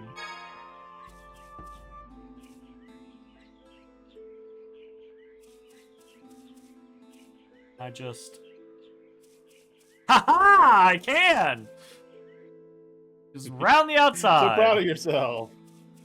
Look. Sometimes you're proud of the complex, like, fixes and puzzles. You can't remember Quickie? What was it like? Quickie! Quickie! Quickie! That's what it was like. Says Quickie. That was... It's a blue blob that, what's-her-face uses to smack people with. Merity. And it says Quickie. And that's pretty much its entire personality. Say Quickie. Yep. Going by the concept of it's inoffensive, Quickie is incredibly inoffensive. Quickie is inoffensive. And somewhat cutesy. And that's it. That's all it's got going on for it. You don't know, it didn't have any real input in the story, no. Nope, but neither did Rapide. It's another Rapide-esque situation. Well, I mean, Quickie wasn't a playable character either, so... One more point to Rapide. Damn. Like, it is not used as the one in this game?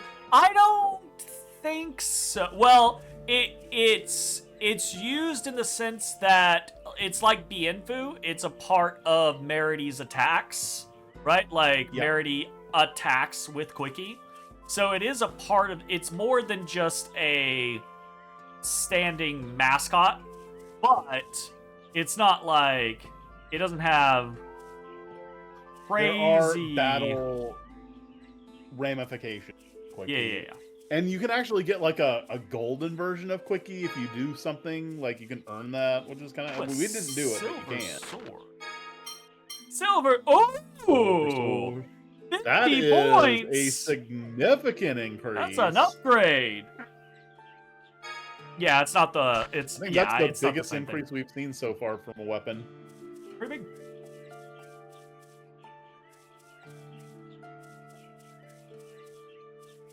Pretty big. Okay, we haven't seen... Don't come this way, you dumb dog!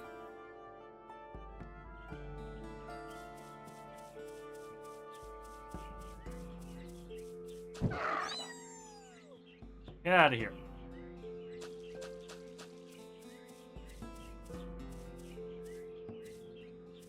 Ooh, hello, tree. I see. The fuck?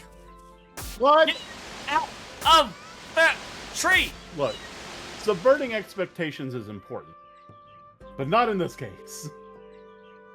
Let's move on to villain. I think you played enough to have Villain. favorites and worst ones.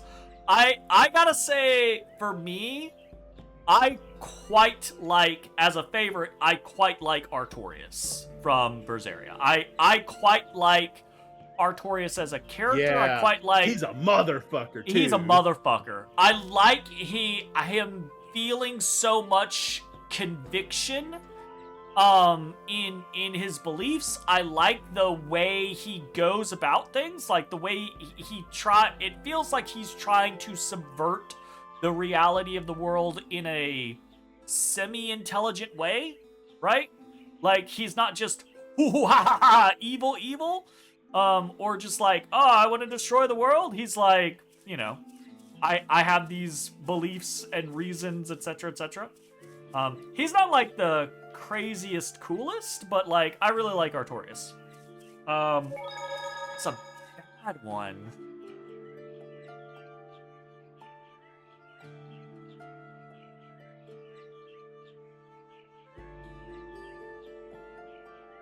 Jay, give your favorite while I'm thinking about my least favorite. Fucking.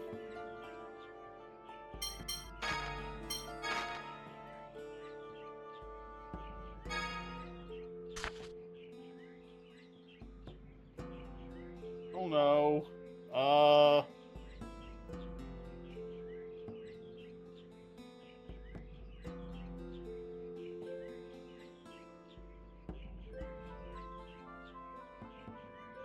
Okay. I gotta say about the least favorite villains. Oh no, I got least favorite for both of us. I got least favorite. I know least favorite for both of them. Who's least favorite for Now, both of us? are we talking about top billing? So that's the issue that I was having while I was thinking about it. I was like, the issue with a lot of least favorite villains with Tales games is often they try to pull the switcheroo thing where at the very end, the final bad guy isn't the bad guy that you've been facing the whole time. It's some, like, amalgus, like, world-destroying thing, or some great spirit-destroying thing, or some super cosmic blah-blah-blah thing, or what have you. And that is always kind of boring to me. If I had to pick, like... Ooh. Okay, who did you have then? Who'd you have then? For worst villain?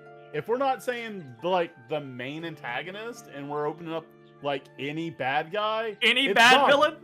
It's Zoggy. Zoggy is fucking... Zoggy. Yeah, if it's just any villain, not any main villain, Zoggy is a piece of shit, and it pisses me off that they... Like, he's such a fucking focus in the game. I hate Zoggy. it. I absolutely hate it. Bad for all the worst reasons. Forget about the final boss only scenario. Okay, but you are talking main villain. So Zoggy doesn't count, because Zoggy is not main villain.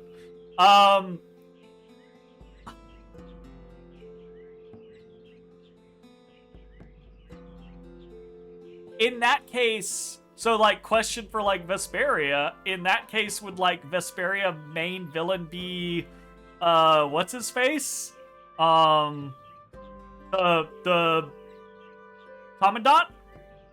Because the Commandant dies, and then there's still hours left of the game, right? But it's the villain that is released after the Commandant's death is the great cosmic, like, Ender type scenario.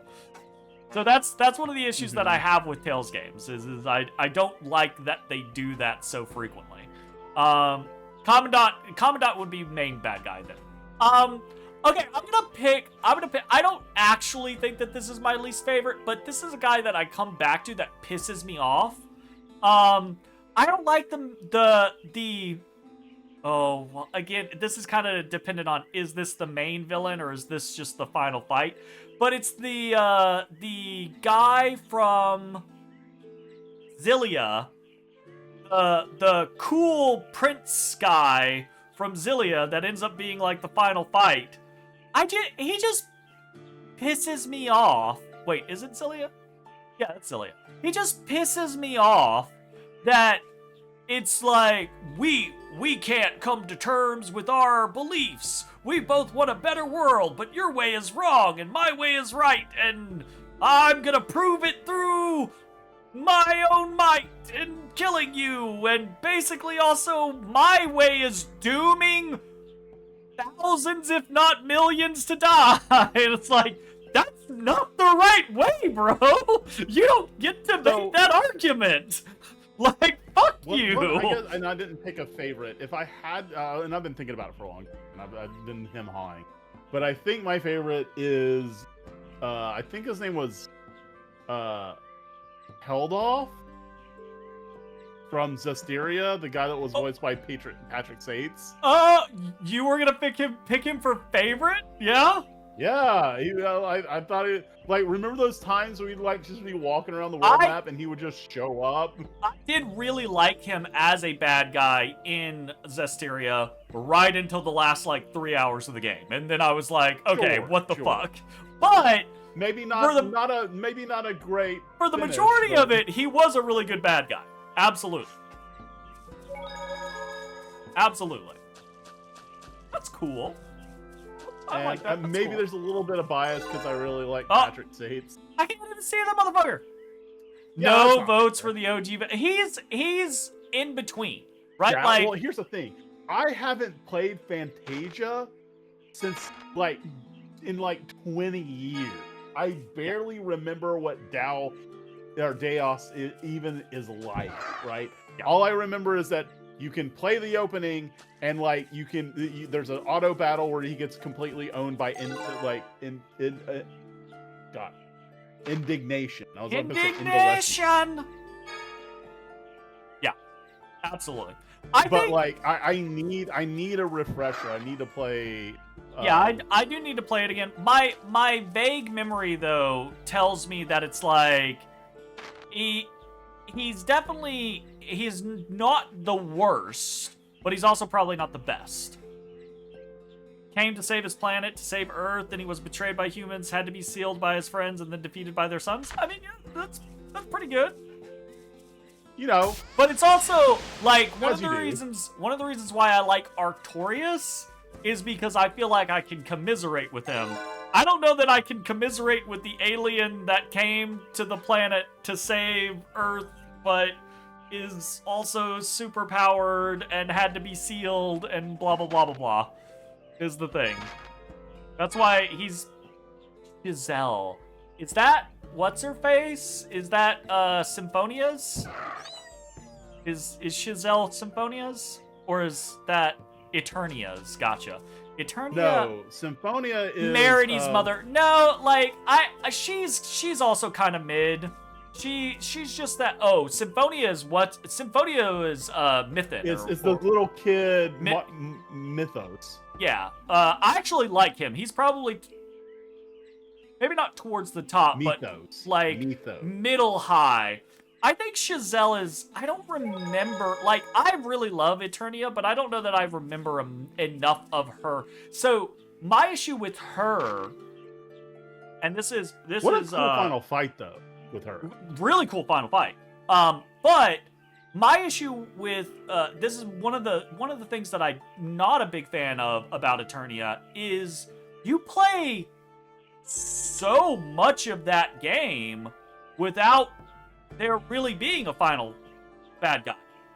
And then, like, I want to say, when you finally get to the other world and you start dealing with the other stuff, that's when you just start to get snippets of it.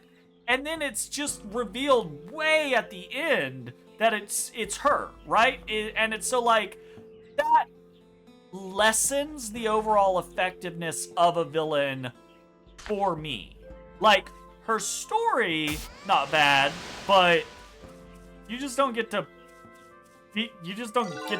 Motherfuckers! These sons of bitches! Jay, get me through this section. What do you mean, get you through it? Get me through it. Talk me through. Jody, get down. Quit being bad boy. Talk you through? You want me to, like, look up a walkthrough? No, I just want you to, like, verbally take the wheel, Jay. What the fuck? Okay. First, can I hit this? Don't get caught. Does that work? No, that they don't give a shit about that tree at all. Gotcha. Firstly, don't get caught. Secondly, move to the exit. Why is he? You did not. You failed part 1. Jay said his favorite was A favorite held off worst Zoggy. Yeah, held off from Zestiria. Yeah, Zestiria. I really like the giant evil miasma spewing lion man. Yeah. I mean, he was cool, and Patrick is a good voice actor, so he had And he's he had a voiced good by presence. Patrick Sicky.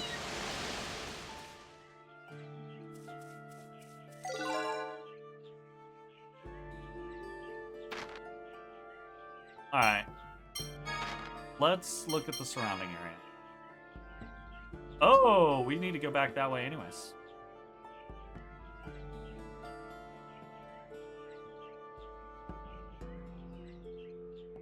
How the fuck we get past them, Jay? Maybe we gotta approach Correct. from the other Do not direction. die. How about your favorite betrayal? Oh, I mean, favorite betrayal's gotta just be, Leon. I like. yeah, Leon, right? Like, it's gotta be Leon like Prince of Leon, Destiny. right? Yeah, I like because the whole time it's like, oh, anti-hero. Yeah. But he's a good guy. No, he like, and you know, then he finally like turns. I'll tell you who evil, my and you're favorite like, betrayal isn't. It's the 17 betrayals of fucking what's-his-face and Zillia. Because after the first 3, it started to lose its effect. It's what's his name? All I can Matt say Mercer, is Matt that's his Mercer. name. It's not Matt Mercer. It's the sword guy. Gun sword guy, The yeah, sword absolutely. and gun guy. Oh, that motherfucker. Ugh, God, it's just like, oh, what? Look what time it is. It's betrayal time. Here I go betraying again. Ugh. What? When did you turn around? Wait, did you specifically turn around because I stepped in the water?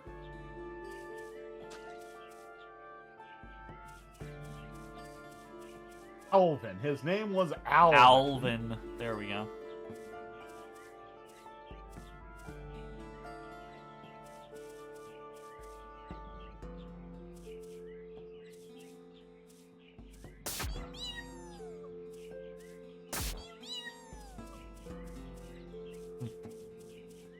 No thoughts on Kratos?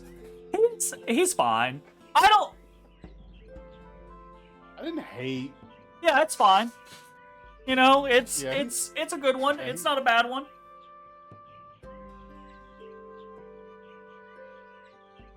Kratos is fine. Did I see the betrayal coming? Yeah. Like 100%. First time I played it when I was a kid was like immediately as soon as stuff started happening was just like, I'm not sure. What about Van's betrayal? About who? Van in this game when he betrayed and made Luke do the crumbling and the falling of the city and the Yes, stuff. I definitely saw that betrayal coming. What about the Vesperia Archer guy? Vesperia? No. Yeah, Oh. no. I will say Raven's betrayal, I think, did kind of catch me off because it had almost no setup and was very out of the blue. Like, honestly. I think there were like 2 or 3 moments that kind of like led up to it where it was starting to be sketchy, but it was just like, what? And it was so weirdly executed. Ah, God, no, don't, stop. No, don't get me talking about Vesperia again. Like, that's not the direction we want to go. It still kills me that Raven had the fucking like mechanical like heart thing going, and you can't get a skin of him where he has that exposed. Like, bro, what are you doing? Fuck. Close. It's gonna put me all the way. No! Just better. fireball this guy? Can I just donkey punch this guy? Donkey.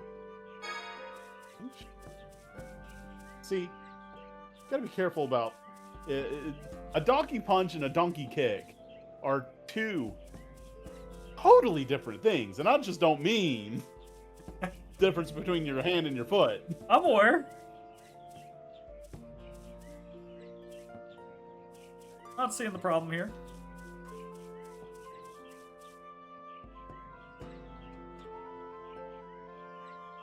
I don't even know if I can get out of this. Especially since one is Tails basic, with best that's the puzzles violence. and one with the most boring puzzles. I think... controversial take. Tails, not the best franchise for puzzles. Yeah, I think that is my take as well. I think in general, if I had to pick like Tails with the best puzzles and one with the worst, most boring puzzles, I think most of the Tails franchise is the most boring puzzles or worst puzzles. I don't really think they're a very good franchise for puzzles. I will say, I think there's do like have one a or favorite though, despite that. Yeah. And that's because in Destiny 1, the original PlayStation 1, they had these most ridiculous sound effects. And they used them in some of the puzzles. And to this day, I still, like, with Brad, will like, reference those sounds. Just stuck once you go far enough? I think we're just stuck once we go far enough. Oh, nope, he actually responded to that tree. But some trees, they just don't care about, man. Yo, what do you mean you saw me behind that fucking rock? What? Alright. What do you mean, what do you mean? He saw you. Some old bullshit.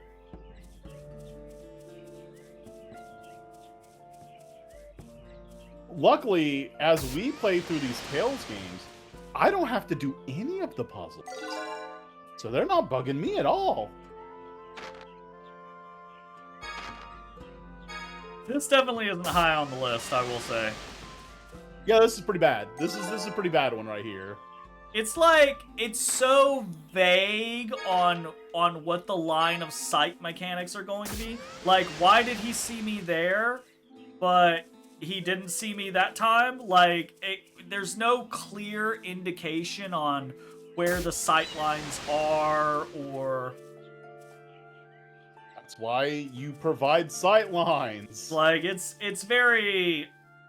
But, like, they're really encouraging you to explore the whole fucking place because there's treasure chests all over the place. It's like,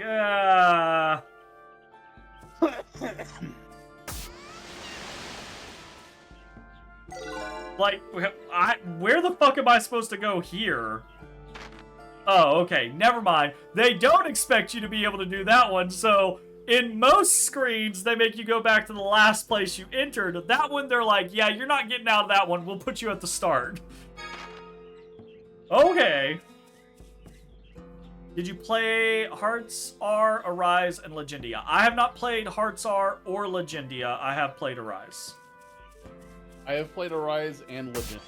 I have not played R. Hearts.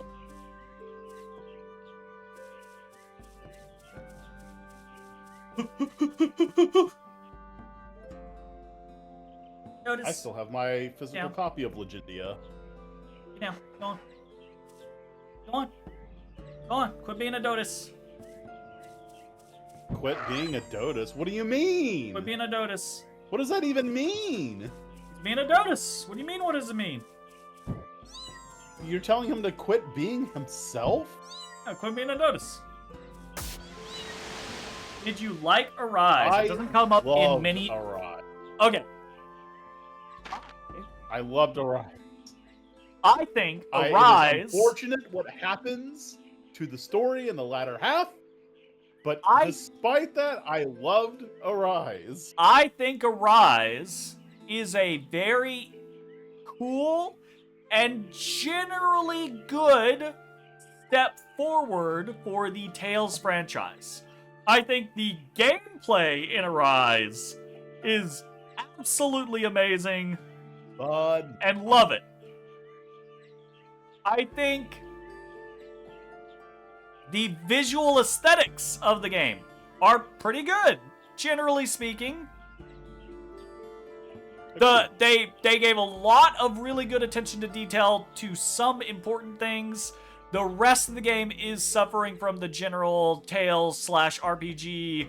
Everything else is kind of like smooth and boring kind of scenario. But generally, the important things that are visually represented are really well done visually. Music-wise, or like audio atmosphere, I thought was pretty good, pretty solid. The story I thought was pretty damn good, especially for a Tales game. Right up until about the 65-70% mark, and then it threw all of the great work that it had done into the fucking garbage can and went the classic Tales route of fuck it, big bad destroyer of worlds. Nothing else matters anymore. And that was very upsetting because I feel like I feel like Arise had the potential to be the best Tales story. It was going places. It had such a real, honest to goodness, like human. I mean, it sucks. It sucks, but like slavery and prejudice and shit like that are extremely, historical and current topics. Like they are like shitty things about humanity. Is a hard absolutely topic to like cover. 100%. It is a hard topic to cover. And I do think that Arise did a good job of covering it. I don't know that I don't know that I would say they did a good job covering it, Sure. They did a good job covering a fantasy concept of it. Right. Right? It wasn't because you have to boil down a lot of things. The ugliness wasn't like exactly. Yeah. But so it was absolutely going places. It had a real like meaning behind it. It felt while I was playing it, I was like, okay, yeah, this sucks. This is legitimately this is worth fighting for. These people have a legitimate they're making the world a better place. This isn't just some vague, fighting evil or some, world destroyer right up until it all of a sudden was. It became was exactly that. What the fuck? And in such a way, here's the thing. I wouldn't have been happy if they had done that to the story, but the rest of it got resolved. No, they did it in such a way as to attempt to invalidate all of the rest of the shit. Because it was basically all of the rest of the shit that had happened turned into but it's not their fault because actually it was this great evil that basically just forced them to do it. So But, you just gutted everything else that you had gone through in the game. But I do like the kind of like the resolution that or the reveal that and sorry, I don't remember the terms used in the game, but it turned out this specific race was intended for slavery and this race is dependent they get to live the high life. But it turns out at the end of the game, there's no distinction. They're the same fucking people, right? And that's good messaging, and that's kind of what the takeaway is supposed to be. Sure, that's what I liked. And what I also liked is that Shion as a character, you always have this one character that's like your Luke, right? And I genuinely felt like Shion's transformation into a good person was done better than the vast majority of most RPGs of people turning from bad people to good people.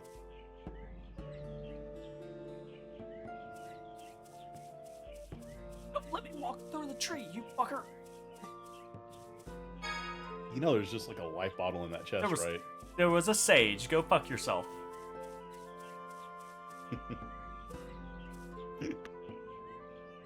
Go fuck yourself. But yeah, I thought Arise had so much promise. And even though I am very upset with where the game ended up going, I still think it's one of the best Tales games. But it still has a lot fucking wrong with it. Like, as much as I liked a large portion of the story up until like the 70% mark, I think they really dropped the ball on a lot of the character stories, right? Like Law. Rinwell's story and Law's story, they both start off so incredibly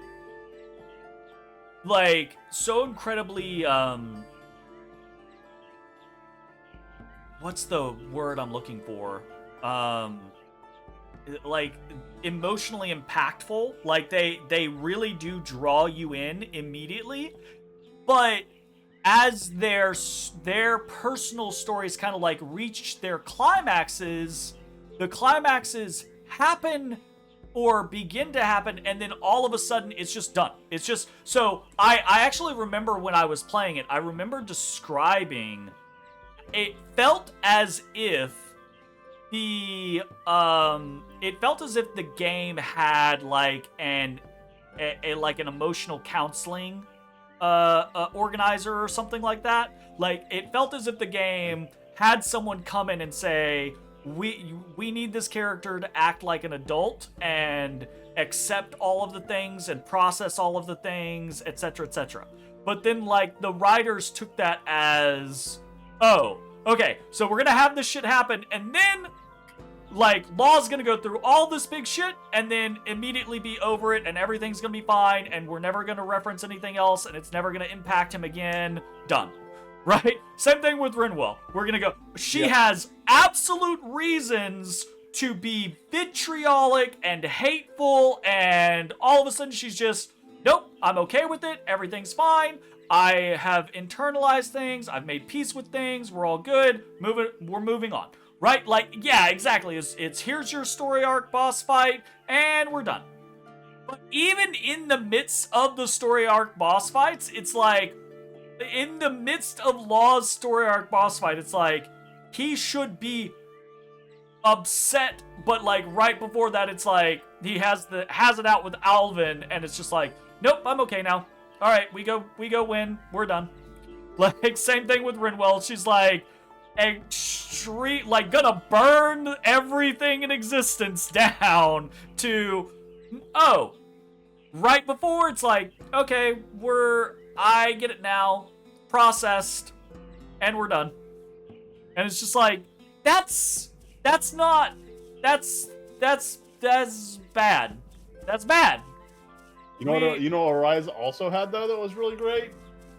The best depiction or version of indignation was so good. Absolutely. It wasn't just a spell. It was like a battle gimmick. It was a whole boss fight. It was the gimmick of the whole boss fight. Yeah, absolutely. Already entered the city? It like Arise has a lot of really great things going for it, and the gameplay is phenomenal. But it is still, I think, a quintessential poster child for the problems that I think are inherent in most of the games in the Tales franchise. Is the thing. Is because and I think with Arise, it's so funny because the parts that it does well are done so fucking well that it makes the parts that are typical of the franchise so much more glaringly obvious, because you're like, oh, in comparison to like the really good stuff, this is like real, like, so, and this is gonna seem like a petty example, but it is kind of like a quintessential thing in the Tales franchise. The farm.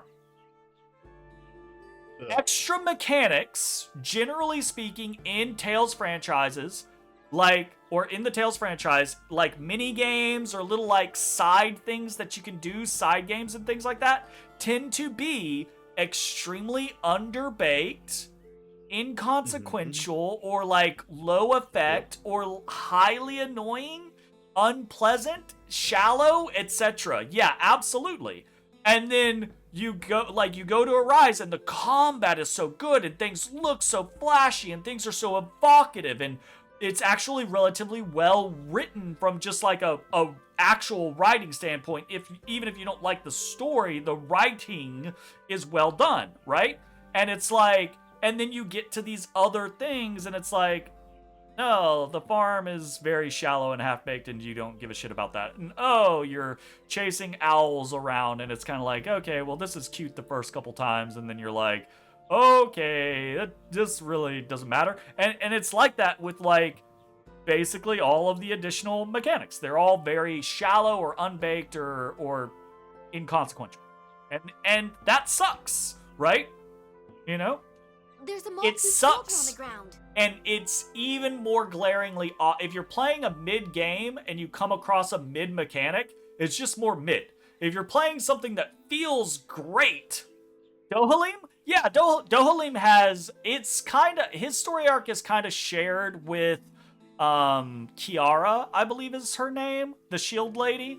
It's they have I think some. I think her name was like even more normal than that. It might have been even more normal than that. They have like a few things on their own, but then they have that big shared the first guy that has like the, oh god, what's the fucking thing? The golden ooze, the spirit stuff going on with him.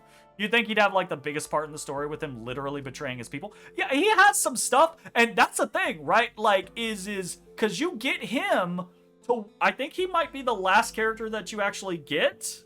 But like, as his stuff is kind of coming to a head, that's when you start to hit that like 50-60% mark in the story, right? Where the game suddenly decides it's about to switch gears, and it could be so much more interesting good shit about him and the war, right? Like what he had to do to keep his kingdom alive and what he had to sacrifice and how he, you know, quote unquote betrayed his people, but really he was trying to do his best for them and he was putting up a front for everyone else to try to like fake it, right? Like that whole thing. And then all of that just kind of ends. You go and fight the big bad guy for that, and then it's done, and then it's into space! Into space! And it's just like, okay, cool, great. Could have been way better. What do you think about the water villain guy? Felt like they forced him to be Not the bad. main villain. Great Yeah, choice. that guy. Yeah, absolutely, right? Like, that guy could have been a really cool main villain of like, this is the guy who runs the, I can't remember the name of it, starts with like a D or an F or something like that, of the space peoples, right? The people from the other world. It's like, he's the guy who leads them. He could have been like a really cool fucking villain, and in the beginning, like when you meet him the first couple times when he shows up, it's like, oh, this is really neat. I'm really interested. What's his deal? And then you get to him, and then his deal is basically nothing. And then he's dead. And then it's over. His deal is basically, I can't remember. It's been too long since I played. I can't remember if he's basically failed Alvin. Right, because Alvin, Shion are like the what is it? The like reincarnated pair or whatever, that kind of scenario, or the like maybe not reincarnated, but the like genetically like engineered pair, and then like Alvin's whole situation happened and he's out of there. But like that guy was like one of the clone replacements or whatever, like failed to get the big crest of the chosen one. That whole situation, right? Like that, like isn't he just like the replacement?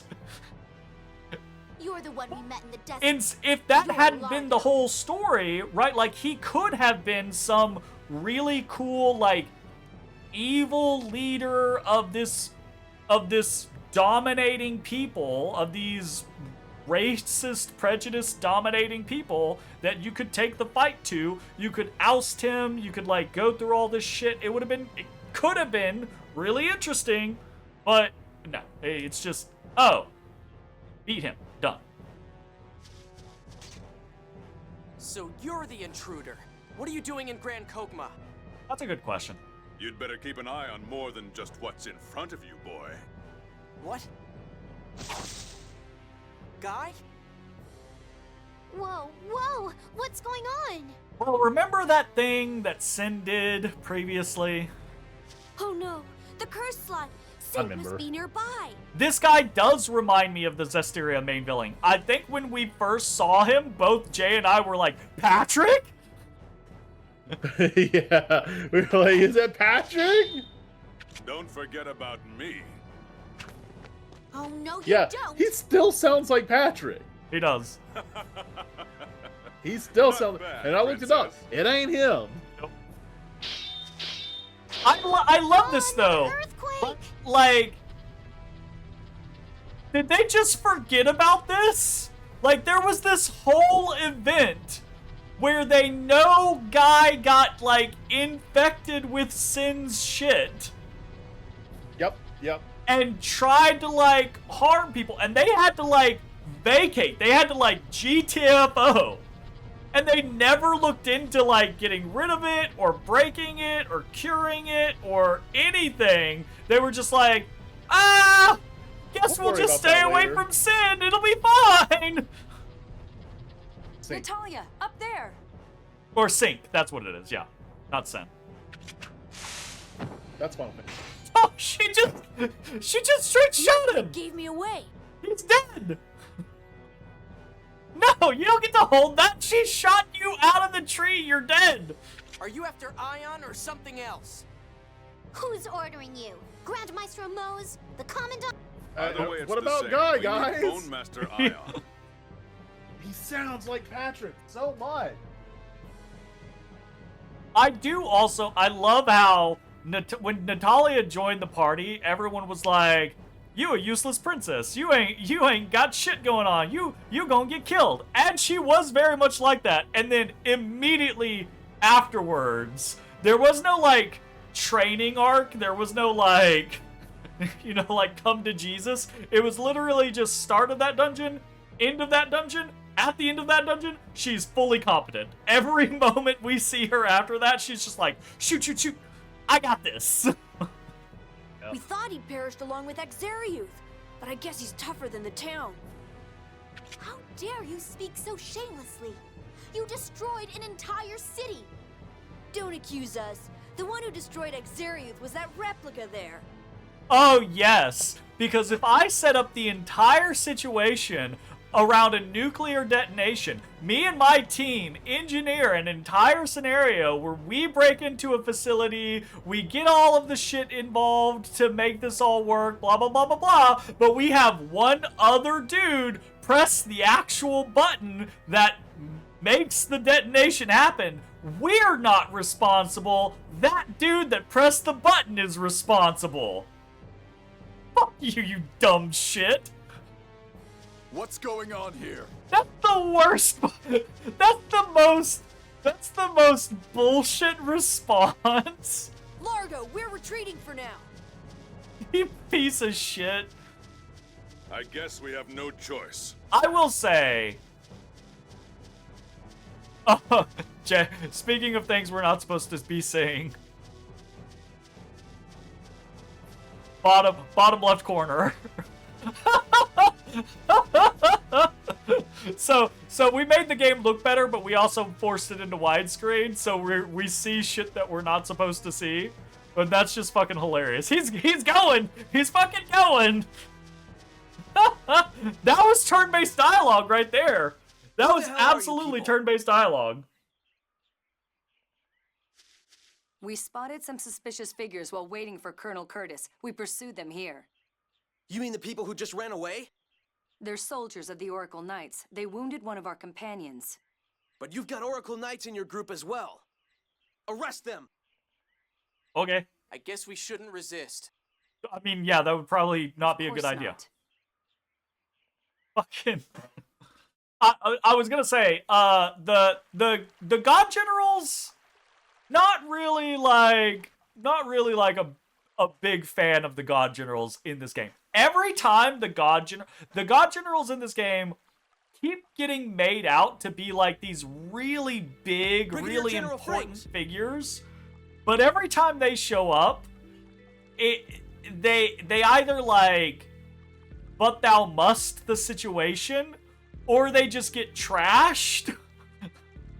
Each time they're not bumbling buffoons, but it really does like it really makes me question why they are touted as good as they are. Because even from the very beginning, the first time we saw Largo, he seals Jade, and it feels like it's gonna be a big deal. And then we just beat his ass anyways. And then every other time we fight any of them, we just kick their ass. But they're like, we kick their ass, and they're like, oh, well, if you don't do what we say, we're gonna collapse this place, or oh, we just run away, or oh, well, we achieved our goal anyways. It's every time it's just like, what? Fuck you. Good work. They're not the worst, but they're like, that won't be a problem. huh? You're good. Go ahead. Understood, sir.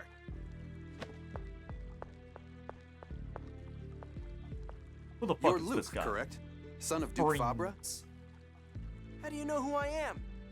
Colonel Jade asked me to go meet you outside Theor Forest. Though it seems you entered the forest before I could do so. I apologize. Malkuth's soldiers had been killed. We thought it would be dangerous not to act. Don't apologize. We should be thanking you. But with all the commotion, I'm afraid I must treat you as prisoners until you meet with His Majesty. Who cares about that? Guy needs help. He's had a curse slot placed upon him. We can't.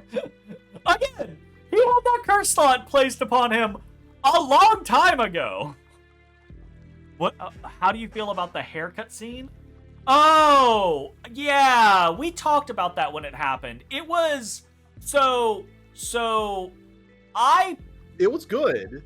I But like there was- I like the concept of it, right? Like I like the concept, and certain parts of the scene felt good, but it felt like, I think the way Jay and I talked about it, the way I described it was, it felt like it was, the order of operations was incorrect, right? Because it felt like, you know, him and Tyr had this like have it out moment, and then he cut his hair, and then he was like, I'm gonna be better, blah, blah, blah, blah, blah. It really felt like it would have been more impactful if he had internalized things on his own and done the I'm gonna cut my hair thing, and then like either done it in front of Tyr or like done it on his own and then approached Tyr afterwards. Either way, it felt like the order of the scene was kind of like jumbled a little bit. So there were portions of it that felt wonky and kind of like whiny and childish, whereas it felt like it had the core pieces of a strong, like, emotional growth scene,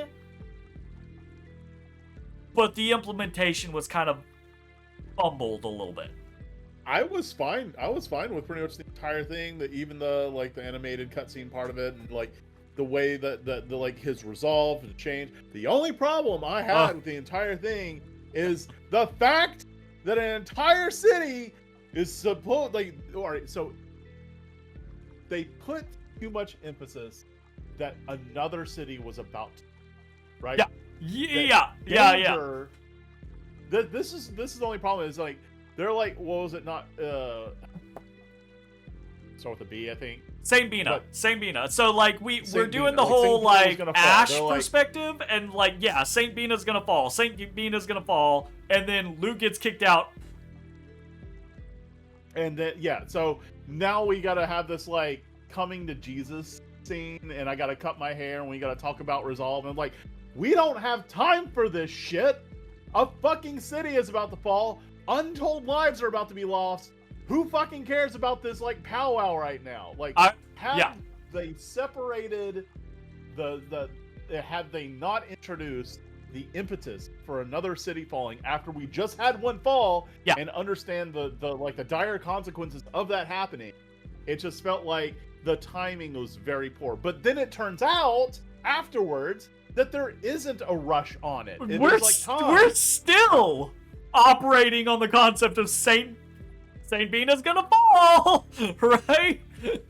And it's been forever since then. Hours later. So that's actually a really good point. That was the thing that I had forgotten. That was like the order of operations. Jay and I talked about it, and we were like, if Ash had just kind of like got annoyed at Luke and kicked him out, and so Luke gets up and he's mopey and he's thinking about things and he's thinking about, you know, what he experienced while he was in Ash's body, etc., etc. And then he goes and talks to Tyr, and we go through the whole thing where they have it out. He cuts his hair. He promises to, you know, try to be better. And then if after that, because they've already shown that Ash can telepathically communicate it with him, if after that Ash had reached out to him and been like, hey, we just found out that Van's next target is likely Saint Bina. If you want to try to do something about that, you should probably get a move on. If that had been the end of the scene rather than the beginning of the scene itself would have felt more optimally placed. Yeah, global warming's gonna kill us. Absolutely. Pacing is a big issue in games like this, right? Because they want these massive stakes, but I can remove it if you lend us a place where he can rest.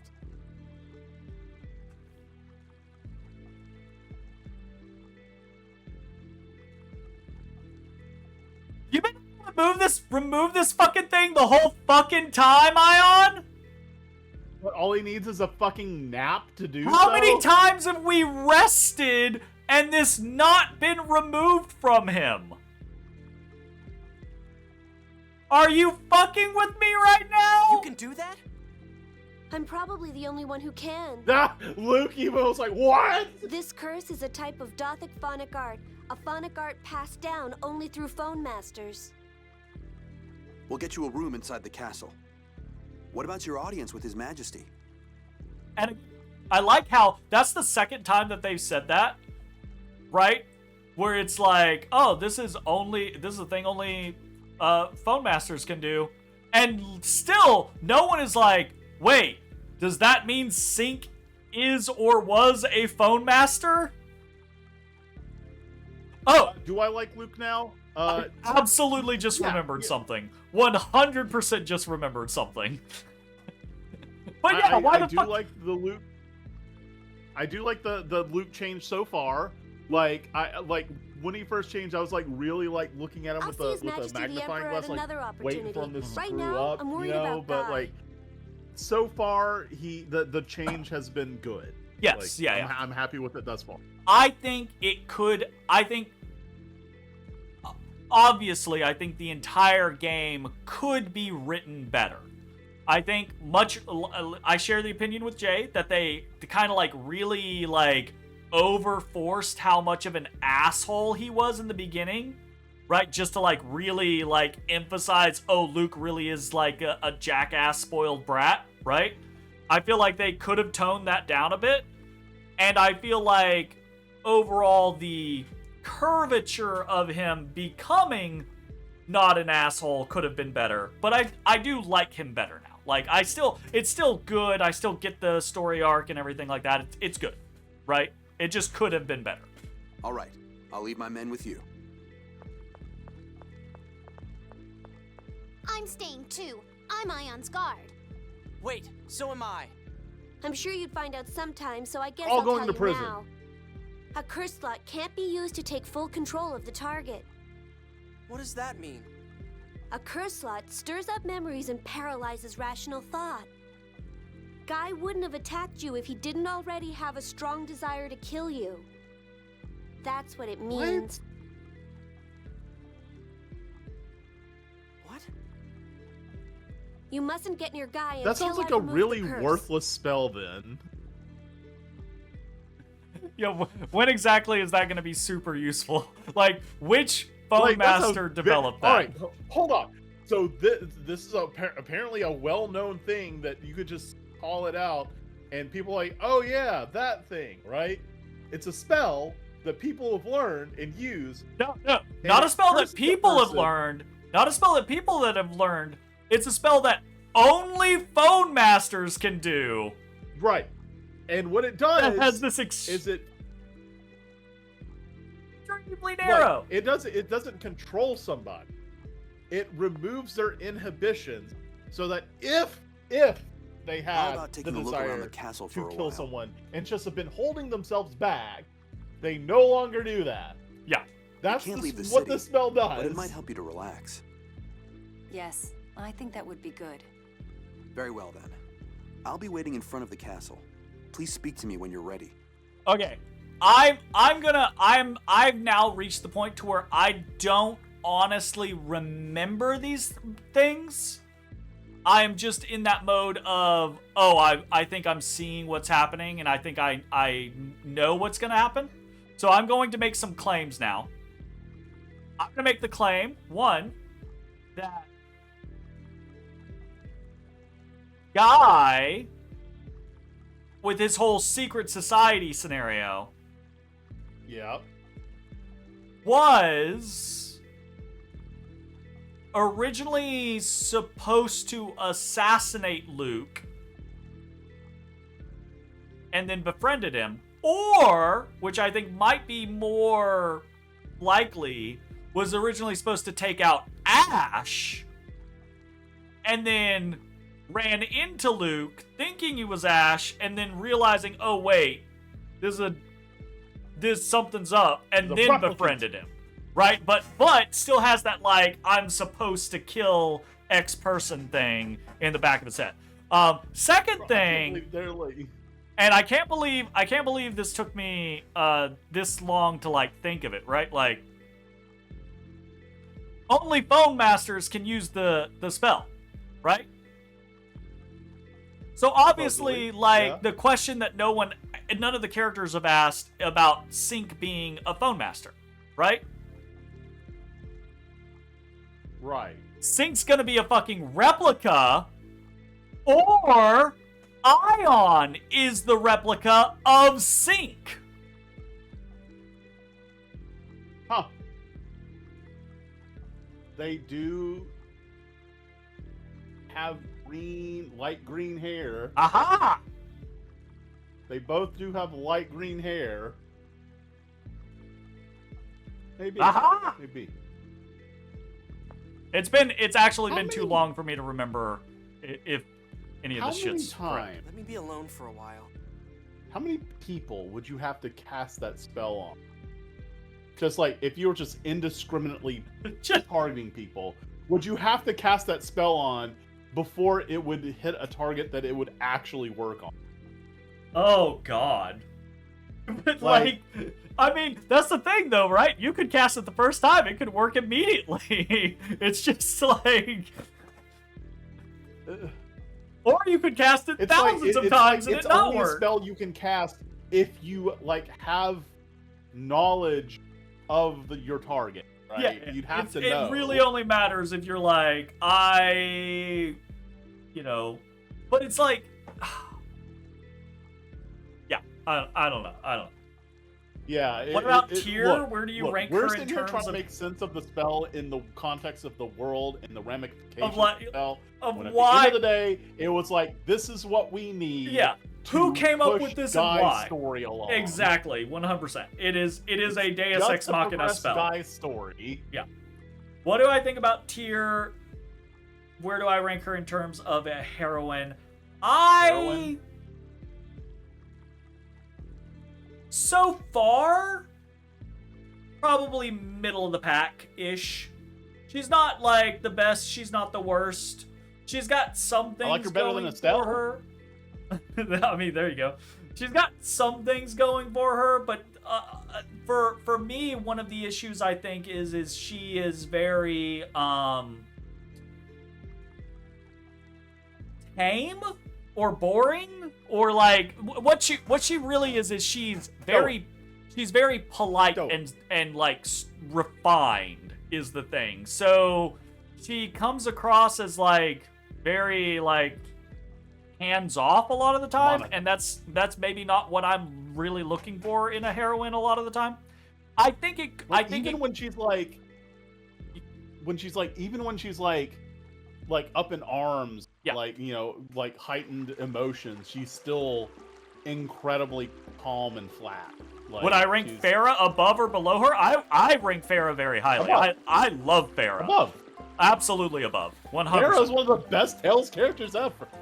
So I still have that opinion, right? And I will kind of like I feel like I'll carry this opinion forever in the concept that I don't really think that there is a like main character and heroine in Eternia, because there's only really the 4 main characters, right? Like it's really you know, those 4 characters are all the main characters, the main, like, yeah, so protagonists of the story. Blue-haired mage guy that I can never remember the name of. Keel? Yes.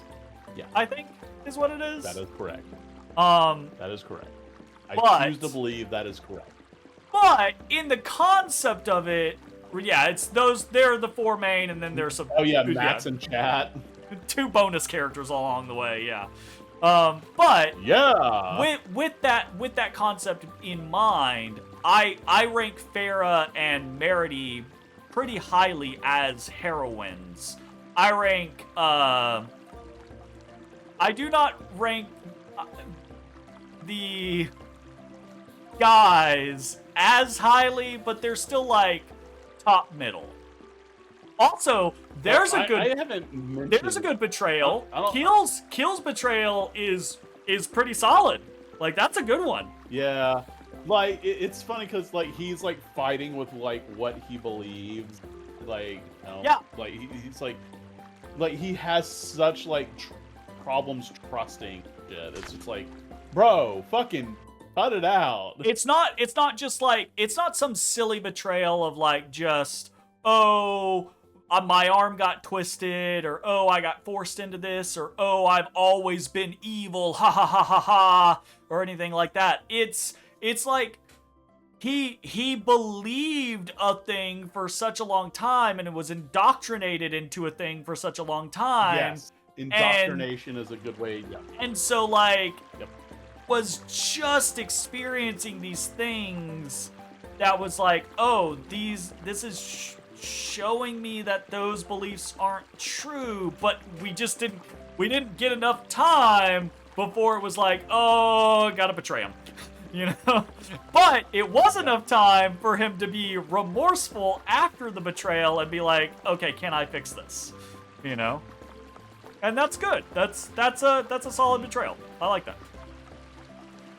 You rate Tyr above or lower than Ruti? Right now, okay. So this is the caveat. Like, Ruti. This is Ruti the caveat. So close to being like on the side of Velvet, like it's pretty close. She's but like, I rate Velvet very highly. It's caveat land of we don't know Tyr's full story yet, so. Again, I think Tyr is kind of mid, and I think Ruti is probably like upper mid for me. Maybe not very high upper mid. I don't know where I don't think I would put Velvet high, but just because I can't stand the Edge, and she's just so unlikable as a character. Velvet is so high for me. She's not. I don't like her. They deliberately made her unlikable. Much like Luke, right? Except she goes through a good art. But you're like, that's like the last 15% of the game, though. No, Like, no, no, the vast no. majority of the game. It's like the being a last. hard-ass bitch and It's fucking like the last. edgelord, fucking, I just everything tastes like blood. Absolutely not. She does have that moment, and I do really like that breaking point for her when like when she found out that her brother was alive, but like her sacrifice was deliberate. It was a choice. And everything that she'd been fighting for this entire time was basically for nothing. And she like literally broke down and just like, that was really good. I believe that was really good storytelling, right? And so I will give her credit for that. Still unlikable. They made her too unlikable. No, I think they did a great job of doing her in thirds, basically. Like the first 33%-ish of the game, she is all hard edge, very little to no likability. But I think during that time period, they do a good job of showing why she is that way and making you kind of at times be like, okay, you're maybe a little harder on the edge than I would be, but I get why you're so upset. I get it. I get it. And then the second, third, she warms up to everyone, and she's still a little edgy, right? She's still edgy, but she's still, she works with people, and it's clear that like things are like, moving in a direction for her, but everything's also still moving so quickly, and there are still problems, so you have bumps in the road, and that's great. And then the last third is the breaking point into the rest of the game, where it's like, oh, she like full redemption arc, understands, goes crazy, goes a little crazy for a little bit, and then is like, okay, let's fix this. And I think that's great. I think that's wonderful. Honestly, I'm not saying I rate her the highest, but I do rate her highly. Sure. I would not rate her highly, but I do acknowledge that she, by the end of it, when she crosses the finish line, she is such a better person. And I wouldn't say likable still, but like the fact that she was at a point where she was able, to embrace Luffy too at the end. And, Luffy be like, I love you, and she be able to turn around and say, I love you too. And, like, the sacrifice at the end where they were, like, literally, like, pretty much in this, like, purgatory. Like, it was a sacrifice that they both made together. And, like, that's really sweet, and I love that a lot. But, man, she's unlucky. I'm sorry. She's hard, and she's very difficult to like. You carry it for so long. She's very difficult to like in the first third of the game. She's not difficult to like in the rest of the game. 85% of the game, she's just difficult to like. Even when she's like, going through her shit, she's still not likable. It's because she's a maniac. Absolutely not. And rightfully so. Her mania is absolutely justified considering what she's going through. But guess what? Maniacs aren't likable either. This is kind of cool. Well, okay. I think we've developed or understood the issue right here. Oh, maniacs are absolutely likable to a lot of people. You're clearly not one of those people that likes watching like the murder like documentaries of like this serial killer, because there are people that are like fully in love with that shit.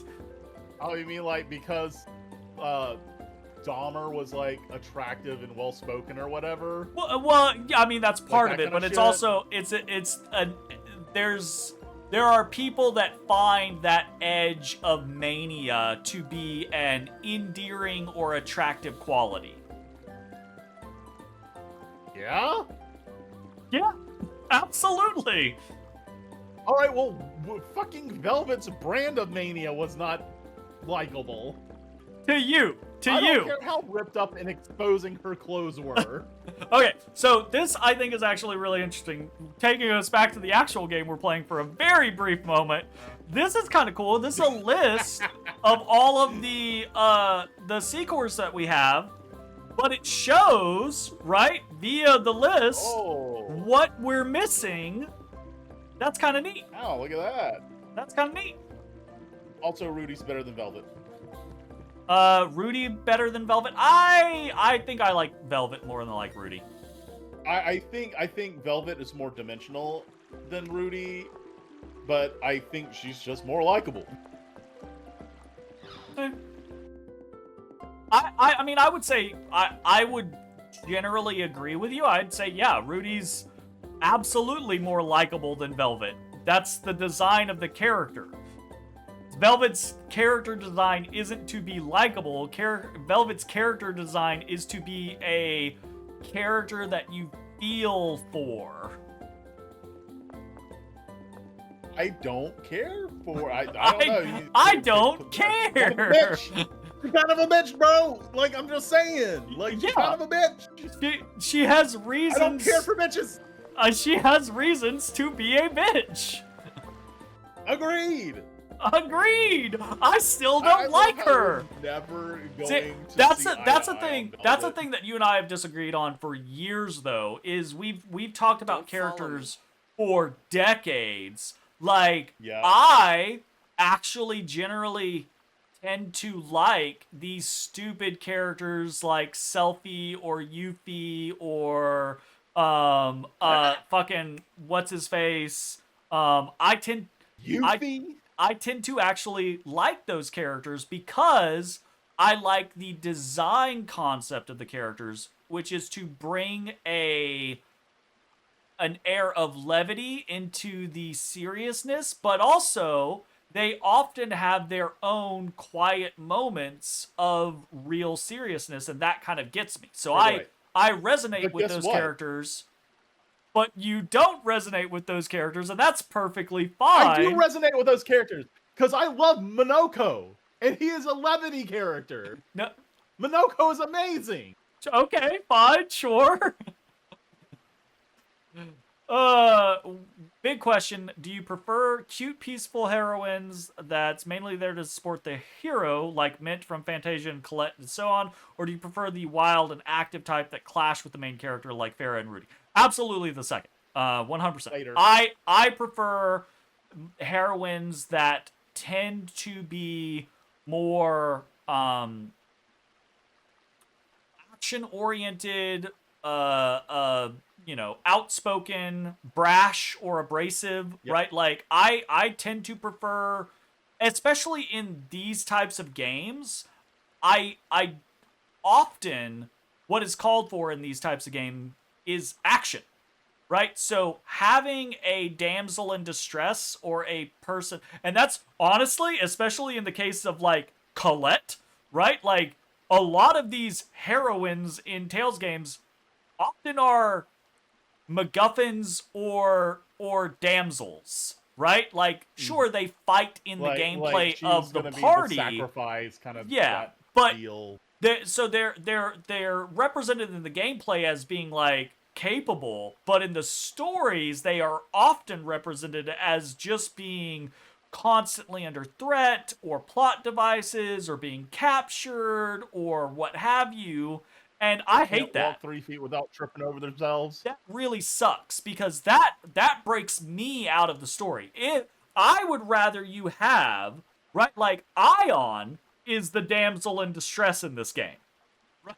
Yeah. And Ion is not a fucking party member. Because they're like, Ion can do some stuff, but Ion can't fucking fight. Right? So, none of the rest of the characters are damsels in distress. That's Ion's job. And so, like, I would rather, if you're gonna have I don't mind having a damsel in distress character, but if you're gonna have a damsel in distress, they shouldn't be some badass that can fight in the combats. They should be an actual damsel. And it doesn't matter if they're a man or a woman or whatever, right? Like, It's purely based off of the concept of if they are there to be targeted, if they are there to be defended, then they shouldn't be able to do all of this because it creates a disconnect, right? Like, you can beat some people's asses with Colette. Colette can go fucking crazy on people. Whereas in You the really story need of to pee, Symphonia, Colette by the is way. what? I said Mew really needs. By the way, I need what? Mew Mew needs to pee. needs to pee. Oh, because he's dancing. Mew, the creature on the screen. He's dancing. I see him. He's dancing. No, that's not. That's a I got a pee dance. That's not I got a pee dance. Who That's is I that gotta character go. in Gotta go right Zillia? now. I don't know that there's always there's not always a a damsel in distress Heroine? character. Oh, well, He's doing the cha-cha. it eventually so they don't have one like dedicated, but Mia eventually becomes that once she finds out she's not mad. Like, Sure. like I feel like she kind of steps into that There's role, a but not brief really. there's a moment, right? But I wouldn't really classify that as like consistently being Not child real smooth. it's kind of I will actually say she gets targeted throughout the entirety of the game. So she is a target. Like she's Yeah, but she's like confident, like yeah, the whole she's time. she's because also it's a badass. Like, So what do I fucking care? I'm Maxwell. I'm gonna work Yeah. this out. So she has like a moment in the story where she kind of loses confidence, but the vast majority of the time I wouldn't call her a damsel. Right? Yeah, I yeah, promised I'd yeah. watch you. I'm going with you, Master. It's just it's yeah, I absolutely prefer heroines that are more confident and I think specifically more involved in the story. Like, there's nothing wrong with there being a damsel in distress, but I don't like the disconnect of a heroine being a part of the battle party, but also being completely unable to protect themselves or whatever. You know, Leave that me just seems silly. alone. You know, If I leave you it alone, might be a little off you're liable topic, to start but dreaming if up you nonsense. ever needed a What do you Example. mean nonsense? if you don't know the difference between wisdom and intelligence as a stat, right? Just Like remember the idea that guy Estelle. hates you. Perfect example of why there's a difference between intelligence and wisdom. Yeah?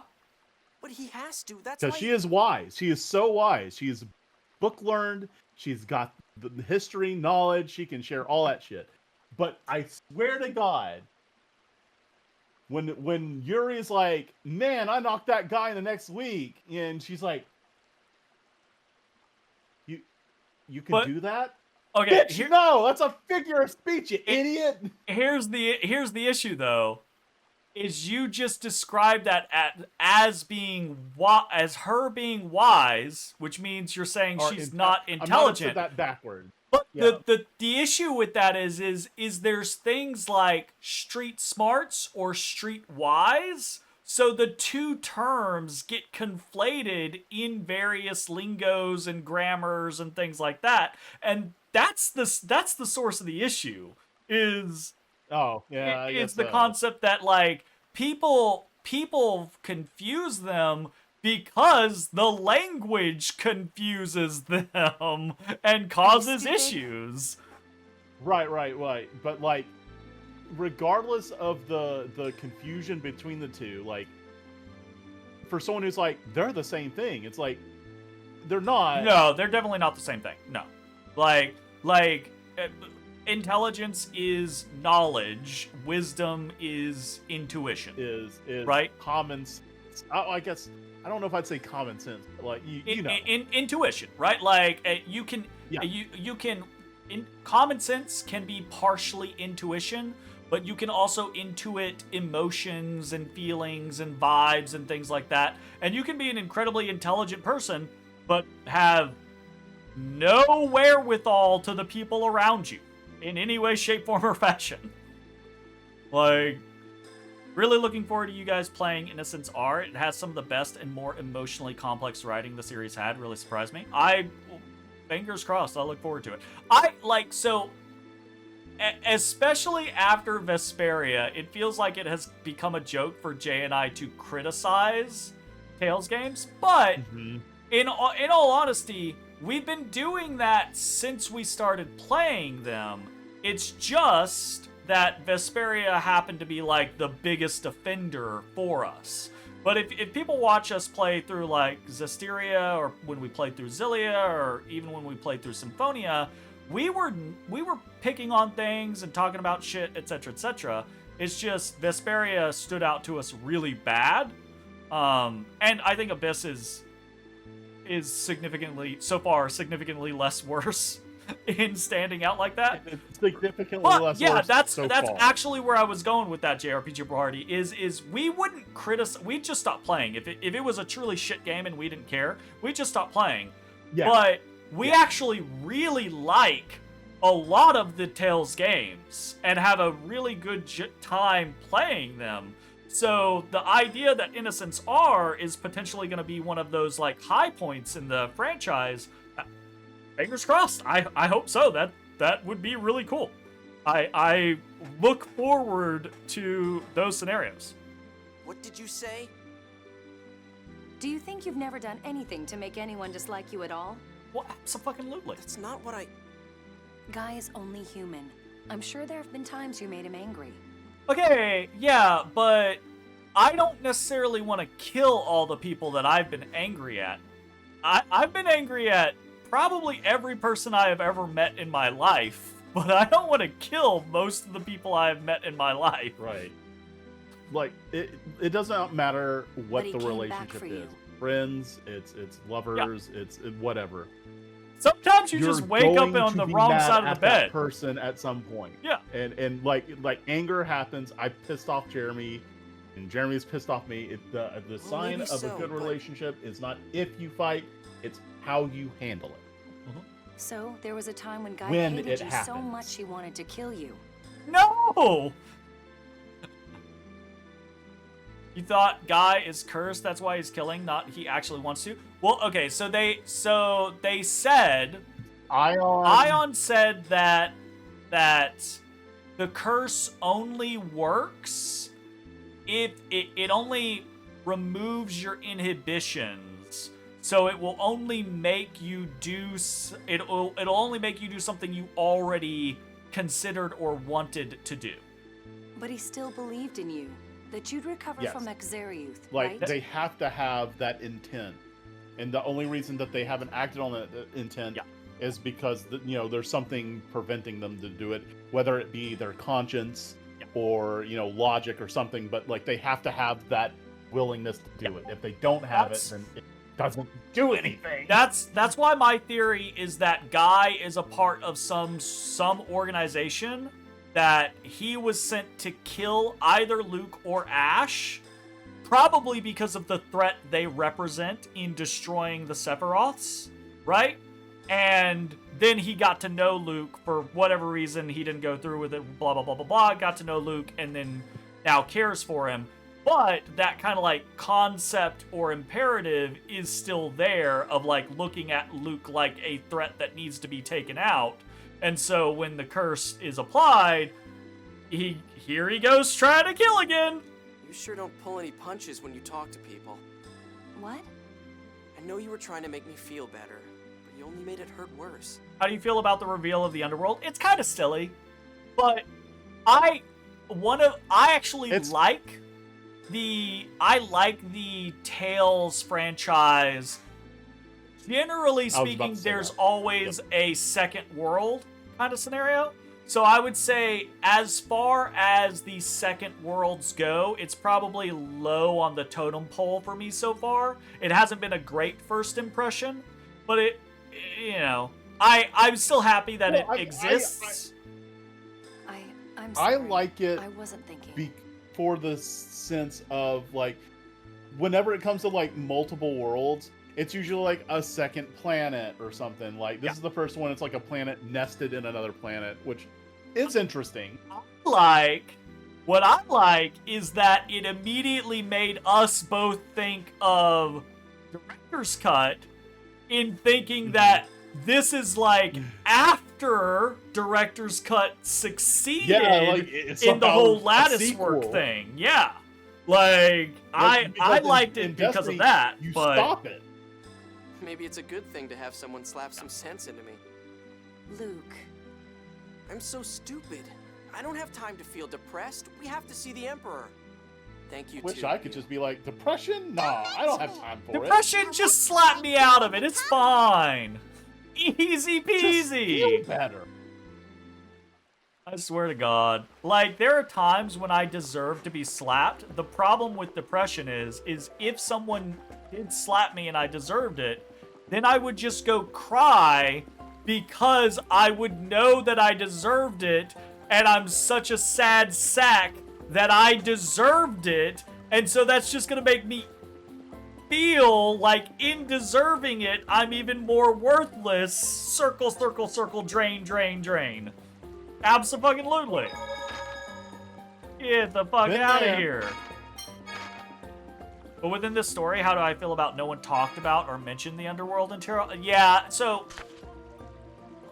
That's weird. When it happened, Jay and I talked about it pretty extensively when it happened, and I think we both had this opinion, but I was very vocal about it, of how it all of these characters had information that could have prevented Exuriath if they just fucking talked to each other. Tyr knew. Ion knew.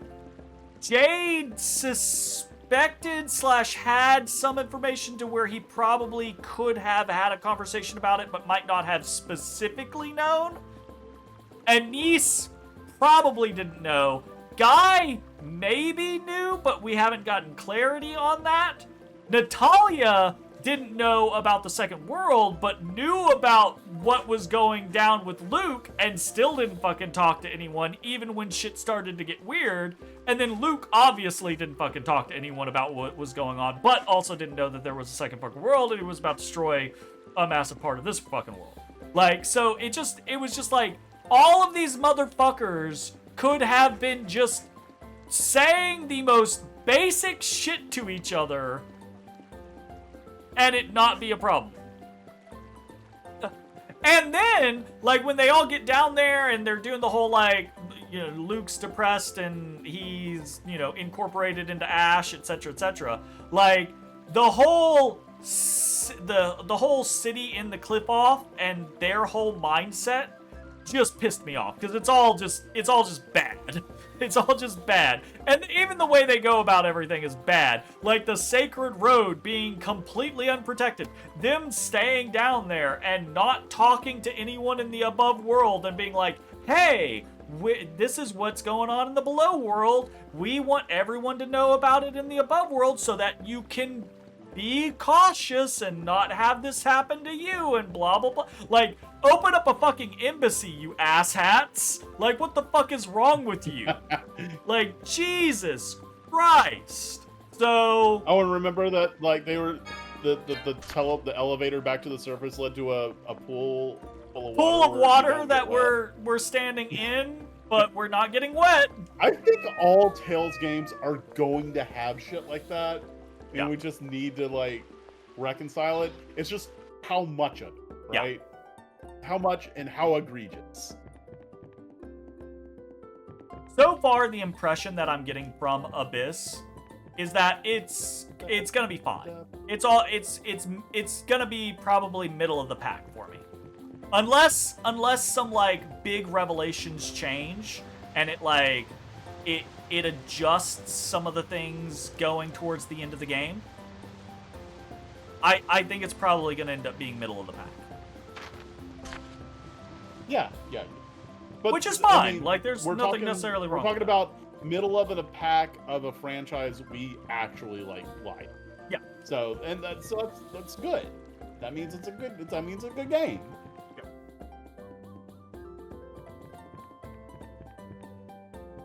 Like, still talking all the shit about Vesperia, I still don't think it's a bad game. I think that it has many problems. You and I differ on that, only to the point to where I will say, I think Vesperia is a bad game in comparison to the game that it should have been. Right. Right? Sure. So, like, is it truly a bad game? It's probably like a 3.5 or a 4, right? So that's not great. Mm-hmm. That's pretty on the bad side of things for me. But in comparison, out of 100, out of 10, like 3.5 or a 4 out of 10 for me. But in comparison to the game that it could have or should have been, it's a fucking 1, right? It should have been, and very easily could have been, a solid 6 or 7, and it could have been like an 8 or 9 if it was like written in a specific way or replotted in a specific way, right? But in comparison to what it actually is versus what it could have been, it's god awful. It's like it is a travesty how bad that game is compared to the building blocks that it has and what it could have been. But in comparison to just other games, it's like, it's okay. I have only played one Tales game that I have considered to truly be bad. It wasn't Vesperia. Symphonia 2. Symphonia 2. That's the bad one. That's a bad game. I'm still looking forward to playing that with you. I'm just gonna be yeah. You must be the ones dragging my Jade all over the place and keeping him away from home. You shot at him! Alright, I'm with Anise. He's kind of a hottie. I'm down. Thoughts on combat so far? Where does it rank? He's a looker. Oh, okay, so I will say, so far, from a combat perspective, Abyss has kind of been disappointing. It is very Tales tradition. Like, it is the base minimum of what you expect from Tales. Yeah. You have your normals, you have your arts, you have your spells, and you have, like, a way to get a mystic. So that's the key issue is the FOFs, right? So Jay and I have talked about this. Basically, almost every Tales game has some sort of special mechanic, right? You got your Zestiria armatization. You got things like Inzilia, the linking up, right? In Symphonia, you don't necessarily have like a crazy amount of like Berseria. Berseria, Jay and I both like in the fact that every character has their own like special system, right? Like whether it's the beast mode or the counter stances or the etc. etc. So like most Tales games have some sort of special system. They have the basic Tales combat of attack, use an art. Attack, use an art. Dodging abilities, blocking, that's the basics, right? And then you have the special systems that you tack onto it. Abyss's special system is interesting. I do like the concept of the FOFs, right? In the fact that, an FOF will alter the art into a new one of that element. And that's kind of neat, right? Vesperia had the one-hit kill arrow thing that was, interesting. The issue with Abyss's scenario, and this might change, I actually feel like it is slowly changing as the game goes on, but it is a very slow change, is that the FOFs just don't naturally occur enough, and they're kind of a pain in the ass to use. Like, even if you get an FOF on the field, right? You then have to be, like, in the proper position to use it and hit the target that you want with it. And they're just not occurring very frequently unless we're forcing them. And if we're forcing them, then the tier isn't doing other shit, right? Like, yeah, exactly, right? Like, maybe further down the line, once we have more of the skill orb stuff and we can, like, fill that stuff in and proc that stuff more frequently, the FOFs will be more interesting. But right now, they just feel very inconsequential. So that just means that the the Abyss, from a gameplay perspective, is just the basic Tails combat. Like, that's it. Like, it's got nothing else going on. Which isn't necessarily bad. It's still fun to play. But it is kind of boring in comparison to some of the other Tails games. I would even say, right, like, I think I like most of the 2D Tail games gameplay comparatively, because I really like a lot of the 2D gameplay, especially like Director's Cut and Eternia, feel really good playing those two. And so that makes it an interesting scenario playing them in comparison to the 3D ones. But Abyss just doesn't really have anything going on. And then he goes and gets hit with a phone slot seal. This clock can be a real pain, huh? I will say this is kind of sad because of this whole story of like phone slots and everything like that. It feels like they could have had this system where everyone could have all these phone slots and we could be utilizing these phone slots for different various effects. And like, oh, you pop this phone slot and this effect happens. Like you enter a berserk state, or you pop this phone slot and this effect happens. And they could make the phone slots where it's like temporary buffs, like you can only use them like once per fight, but they give you like temporary augmentations, or maybe do like a single special move, but they're like you only get to use them once per fight or some shit. Like, it feels like from a story perspective, there are cool things they could have done, and there's nothing really Not at all, happening. Your Majesty. The funny thing is, when we first started talking about this, Your I had Majesty, completely forgotten about must you FOF. confuse our guests? Right? If that's any indicator. The I other completely- thing, like, it is a system that, yeah.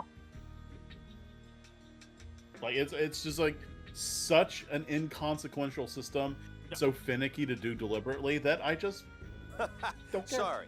I don't care about Yeah, it. I The guess other we thing should that, get down that to I business. find annoying about the FOFs is even if you really wanted to engage in the FOFs, the altered arts don't get FOFs. So half of the shit that we've unlocked don't have FOFs. So it's like this choice of like, oh, if you want to try to chase using the FOFs, you're stuck using these basic moves, not the augmented moves, which, why the fuck would you do that? Because that would be so cool if you have Beast and you have this other move and you combine them into a dual altered move, and then you do that dual altered move on a dark or a light tile, you should be able to proc both of the base FOFs. That'd be really fucking cool. And it would look amazing. That'd be wild. But you can't. You know? And even that if you could, kind of sucks. it still would be so much trouble to try to get As the things stand now, there's a FOF danger that St. on Bina the could fall ground into the and powered cliff up, and you standing in the position, hoping the enemy's just in range when you do it. Like, Absolutely. So it seems. It's not. In fact, I've already been implement. informed that the land around The St. Bina has begun implementation sagging. is not good. Then we must evacuate the residents. I still feel I feel pretty positive that by the time we get to the end of the game, we'll be able to trigger FOFs more reliably on our own shit, etc., etc. I disagree. I don't think that's going to happen. You don't think that's going to happen? I think it'll happen. I don't think that's going to happen. But I don't think it'll A happen. lot of the council members are We'll see. reluctant. But I do think, like, that I don't think that is a saving grace, right? I don't think you should be, anyone should take a, oh, well, you can get it by the end of the game, you can get it, or in a new game plus you can do FOFs a lot, and I'm just like, that sucks. Oh, Jay, that's actually a good question for Jay. Their countrymen are in danger. I feel sad that it doesn't have an actual martial art. Oh, like a punchy character? Yeah, that's There's my, no that's my punchy! jam. There's no punchy in That's Abyss. my jam. Like my favorite punchy characters so far are Because of the Farah, military threat Regal, from and Kimlaska. Law. Like, those are my favorite three punchies. So I will say, counterpoint. Anise really is just punching things. No, Anise is riding on the back of a fucking giant stuffed animal. Which That's what Anise is... doing. Which is... But she's not doing it. She's not doing it. So, but... She's just holding on for dear life. Anise is basically just the punchy character in this game. It's funny, because, like, if you look at... Just bear with me on this. If you look at it that way... Anise is the punchy character of the game. She's just more of a punchy character a la like the big characters in fighting games rather than like the quick characters in fighting games. She is the Tails equivalent of Potemkin. Exactly, right? Like she's just like whap whap whap, right? Whereas you're used to like I think my favorite character play period across the entire franchise is probably Regal. Yeah. Like, especially what it takes to do his mystic art. While it is complicated to do, getting it and firing it off is, like, super, like, rewarding. It's like, there's, like, an actual The Kingdom of dopamine Kimlaska hit. And all these other games where it's just like, oh, do an altered art and hold this button. It's so easy to prog, and it's like, I like it when it's more challenging. I liked how it was more challenging in Symphonia. Like, I appreciate it. In Symphonia, Regal, you would have to do a ground art into an air art into an art that would go back to the ground, and then you hold a button. And if you did like the combo, you would get Mystic, right? And that always felt fun. In the name of Lorelei and Yulia, I we agree. shall initiate. Does she have the usual fist arts like Rising Eel Light? No, she doesn't have those. Although I will say, a lot of her arts are similar to those types of things. Did you like the main character in Xillia as the fist character? I haven't seen anything familiar. Say what? I haven't seen any like familiar arts from Anise, like punch art. Yeah. That's what I'm saying. Is I don't think the names are the same, but I think if you were like to break down what the moves actually do, there are some similarities. Is the thing. And yeah, I think Jay enjoyed what's his face as Punchy Guy. You played him the whole game in Xillia. For all practical purposes, that's a declaration of war. Jude. Jeez, bro. Jude was fine. I really liked about Jude, despite the fact that he had the easier mystic art thing. I liked that he had like feint moves. Like he would have like a feint left, feint right, or like if you dodge right, you could like nani behind the enemy. Like that kind of movement was cool, but you don't get that till like late. I mean, I think Jay and I, the thing that Jay and I both liked the most about Xillia was the fucking level up mechanic, the flower. Yeah, that was just really cool. That was a really interesting thing. The linking system was also neat. That was fine, but the level up flower thing was a level of customization that isn't in the vast majority of Tales games, which was really cool. Unique system. Yeah. And I like it. And besides, I was the one who... Luke, we all know what happened. Natalia, please calm down. It doesn't matter now whether Kimlaska destroyed Axariuth to start a war or not. Yes. Yes. The problem is that the council... And you'll love the level up system that hearts are? Ooh! Ooh! I like the sound of that. Cool. So they think that any forces sent to rescue the citizens will be wiped out along with the city. Exactly. Until we heard Jade's story, we'd thought Kimlaska had developed a phone tech weapon capable of creating a hyper-resonance. At the very least, Kimlaska was not responsible for Axariuth. And even if it were, St. Bina is still going to fall. How can not rescuing them possibly be better? I'm sorry, I don't mean to be rude, Your Majesty. If it's impossible to send troops, director's then cut, please let us the way go. you upgrade your swords in director's cut was really good too. I really enjoyed the way you customize your swordians. Interesting. It literally gives you new weapons, meaning you can't buy weapons in shops or find them in chests. That's actually kind of cool. I like that's games. kind of like director's cut. Like you just had your Swordian and it had its Yeah. little core thing. That I really like that in Director's Cut. I like games. Yeah. I like games where I have a fucking weapon. This character has a fucking weapon. This is the character's weapon. And they augment that weapon, or the weapon grows or is altered or is empowered via mechanics rather than just, oh, next town, they have a longsword. Next town, they have a broadsword. Next town, they have a claymore. Next town... First of all, those weapons are not the same types of fucking weapons, motherfuckers!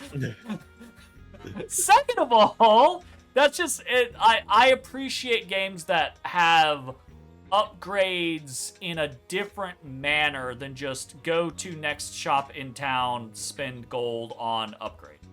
Like, I really like that. So hopefully that'll be really cool. Allow me to make the same request. If something happens, at least Malkuth forces won't be caught in it. I'm surprised. Why are royalty like yourselves so intent on helping an enemy country? Because we don't want thousands of people to die for shitty reasons. Are we still not going to address why they were firing on the Tartarus? No, that's dead, Jay. That never happened. And it's my duty as one born. It's like I feel like they could still address it and they could explain it away. Like even if it's a shitty explanation, just explaining it away is better than just letting that lie. Like, I am come a criminal on. to Malkuth. I am to blame for what's happening. I want to do anything I can. Did you enjoy the Vesperia crafting weapon system? I didn't like having to keep tabs on every weapon just in case I needed it for a certain craft. I liked things about it. Like, I was okay with the theory of it, but it became clunky and annoying because of having to, like, keep tabs on things, and then just navigating through the menus constantly was a pain in the ass because you have to keep so many things, and you're scrolling through all of this shit trying to see, like, can I upgrade this? Can I upgrade that? So the core concept behind the system I was okay with, but the implementation of the system was a pain in the ass, I think. Personally. I want to save everyone. Well, you heard them. What do you think, Sesaman? And it was also like it felt like it was a tacked on thing it was like, because you still had, I go to next town, I can buy some weapons. I go to next town, I can buy some weapons. But then it was also on top of that, it was like, you go to next town, you can buy some weapons. Also, with the weapons that you already had and these weapons, and other ingredients that you have found elsewhere, you can go to this other special shop and make more specific, better weapons, etc., etc. It was just kind of like, do one or the other.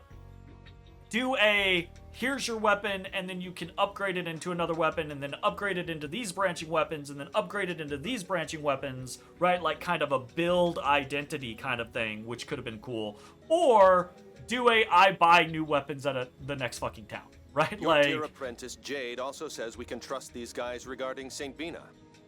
Your Majesty, it's not polite to refer to them as these guys. I mean, he's not wrong. If I may make a suggestion, perhaps Luke and my unit could evacuate St. Bina, while General Nordheim contains the northward moving Kimlaskan army. Are you giving a general orders? Well, I suppose it will work. We'll try to gain the Council's approval. Thanks, man. I owe you one. I like how laid back Peony is. He's just like, these guys. Thanks, man. Of course not. Though you all are the ones who are going to save it. They're my dearest people. Please help us save them. I'll do everything in my power. As will I. As you wish, Your Majesty. I have to summon the council now. I'll let you handle the rest, Jade. Alright, pretty cool. Yeah, I feel like Abyss gameplay-wise just needs something else going for it. Is its issue. It needs FOFs needed to be made easier and be more What should we inclusive, do exactly? or it needed to be something As else. His Majesty said, Oh, the military okay, won't sorry. enter the city for fear When of I- it becoming another Axariuth. When I say that, I mean not just the actual battles, but the supporting systems as well. Oh, It's like Sure, yep, so. that too. So if you think about the supporting systems across various Tales games, what Abyss has is Abyss has the 80 skills, but skills are through most of the Tales games, so that's also kind of just a generic one. It has the C cores, right, which empower your level ups, but is just a feedback loop to the AD skills, right? Because your AD skills are locked behind the stat improvements that you get from C cores, right?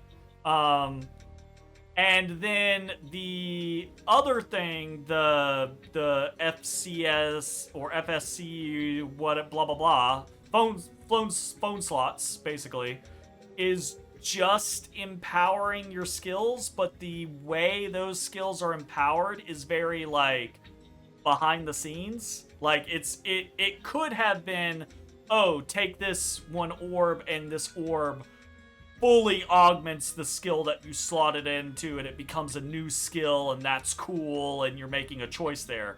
Instead, it's just slot the damage skill into this damage, or slot the damage orb into this damage skill and it's gonna hit a little harder type thing. And so it's kind of like the supporting systems in Abyss are just kind of boring. We'll enter St. Bina first and get help from former Field Marshal McGovern. Back to former Field Marshal McGovern. He's a cool guy.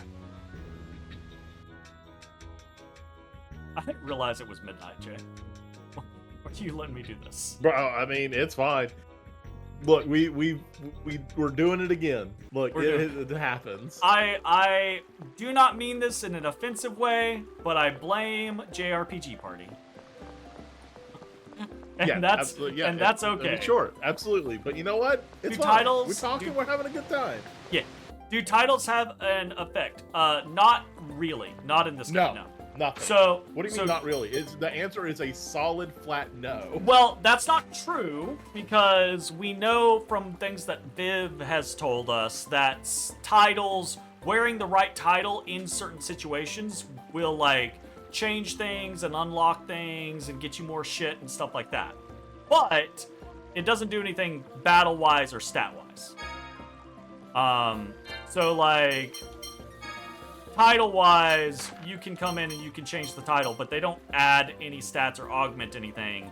It's just, if you're wearing the right title in the right situation, things will change. To be fair, you did start it. You did start it with, you guys have made good progress. Now I can stop that. Wow. But Did yeah. you do this on purpose? Was Like- this planned? AD skills, completely normal system. C cores is just augmenting your stats and unlocking more AD skills, and then the FSC Well, is unlocking more AD skills. Yeah. You know, so it's kind of unfortunate, but it's just a little boring. And they really should have shown the breakpoints for all the AD skills list. I can't believe they didn't do that. All right. They even have a menu that would like be good for it. Yeah, they absolutely do. 100%. You have the title. But it's just a page full of Son? question Yeah. marks instead. Luke is the... Actually, no, I don't have that one. Oh, yeah, I do. Sorry, it's at the top. Yeah, he starts with that title. He's the son of the Duke. It says that the most titles do have a passive effect. Interesting. Okay, well, if they have an effect, the effect Duke's son gives 2... Okay. Fuck you, game. If titles have effects, they are not represented in any way on any stat screen.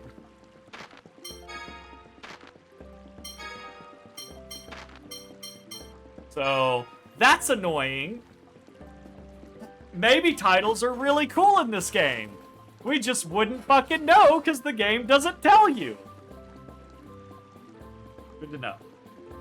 Okay. That is where we were going to end tonight's session.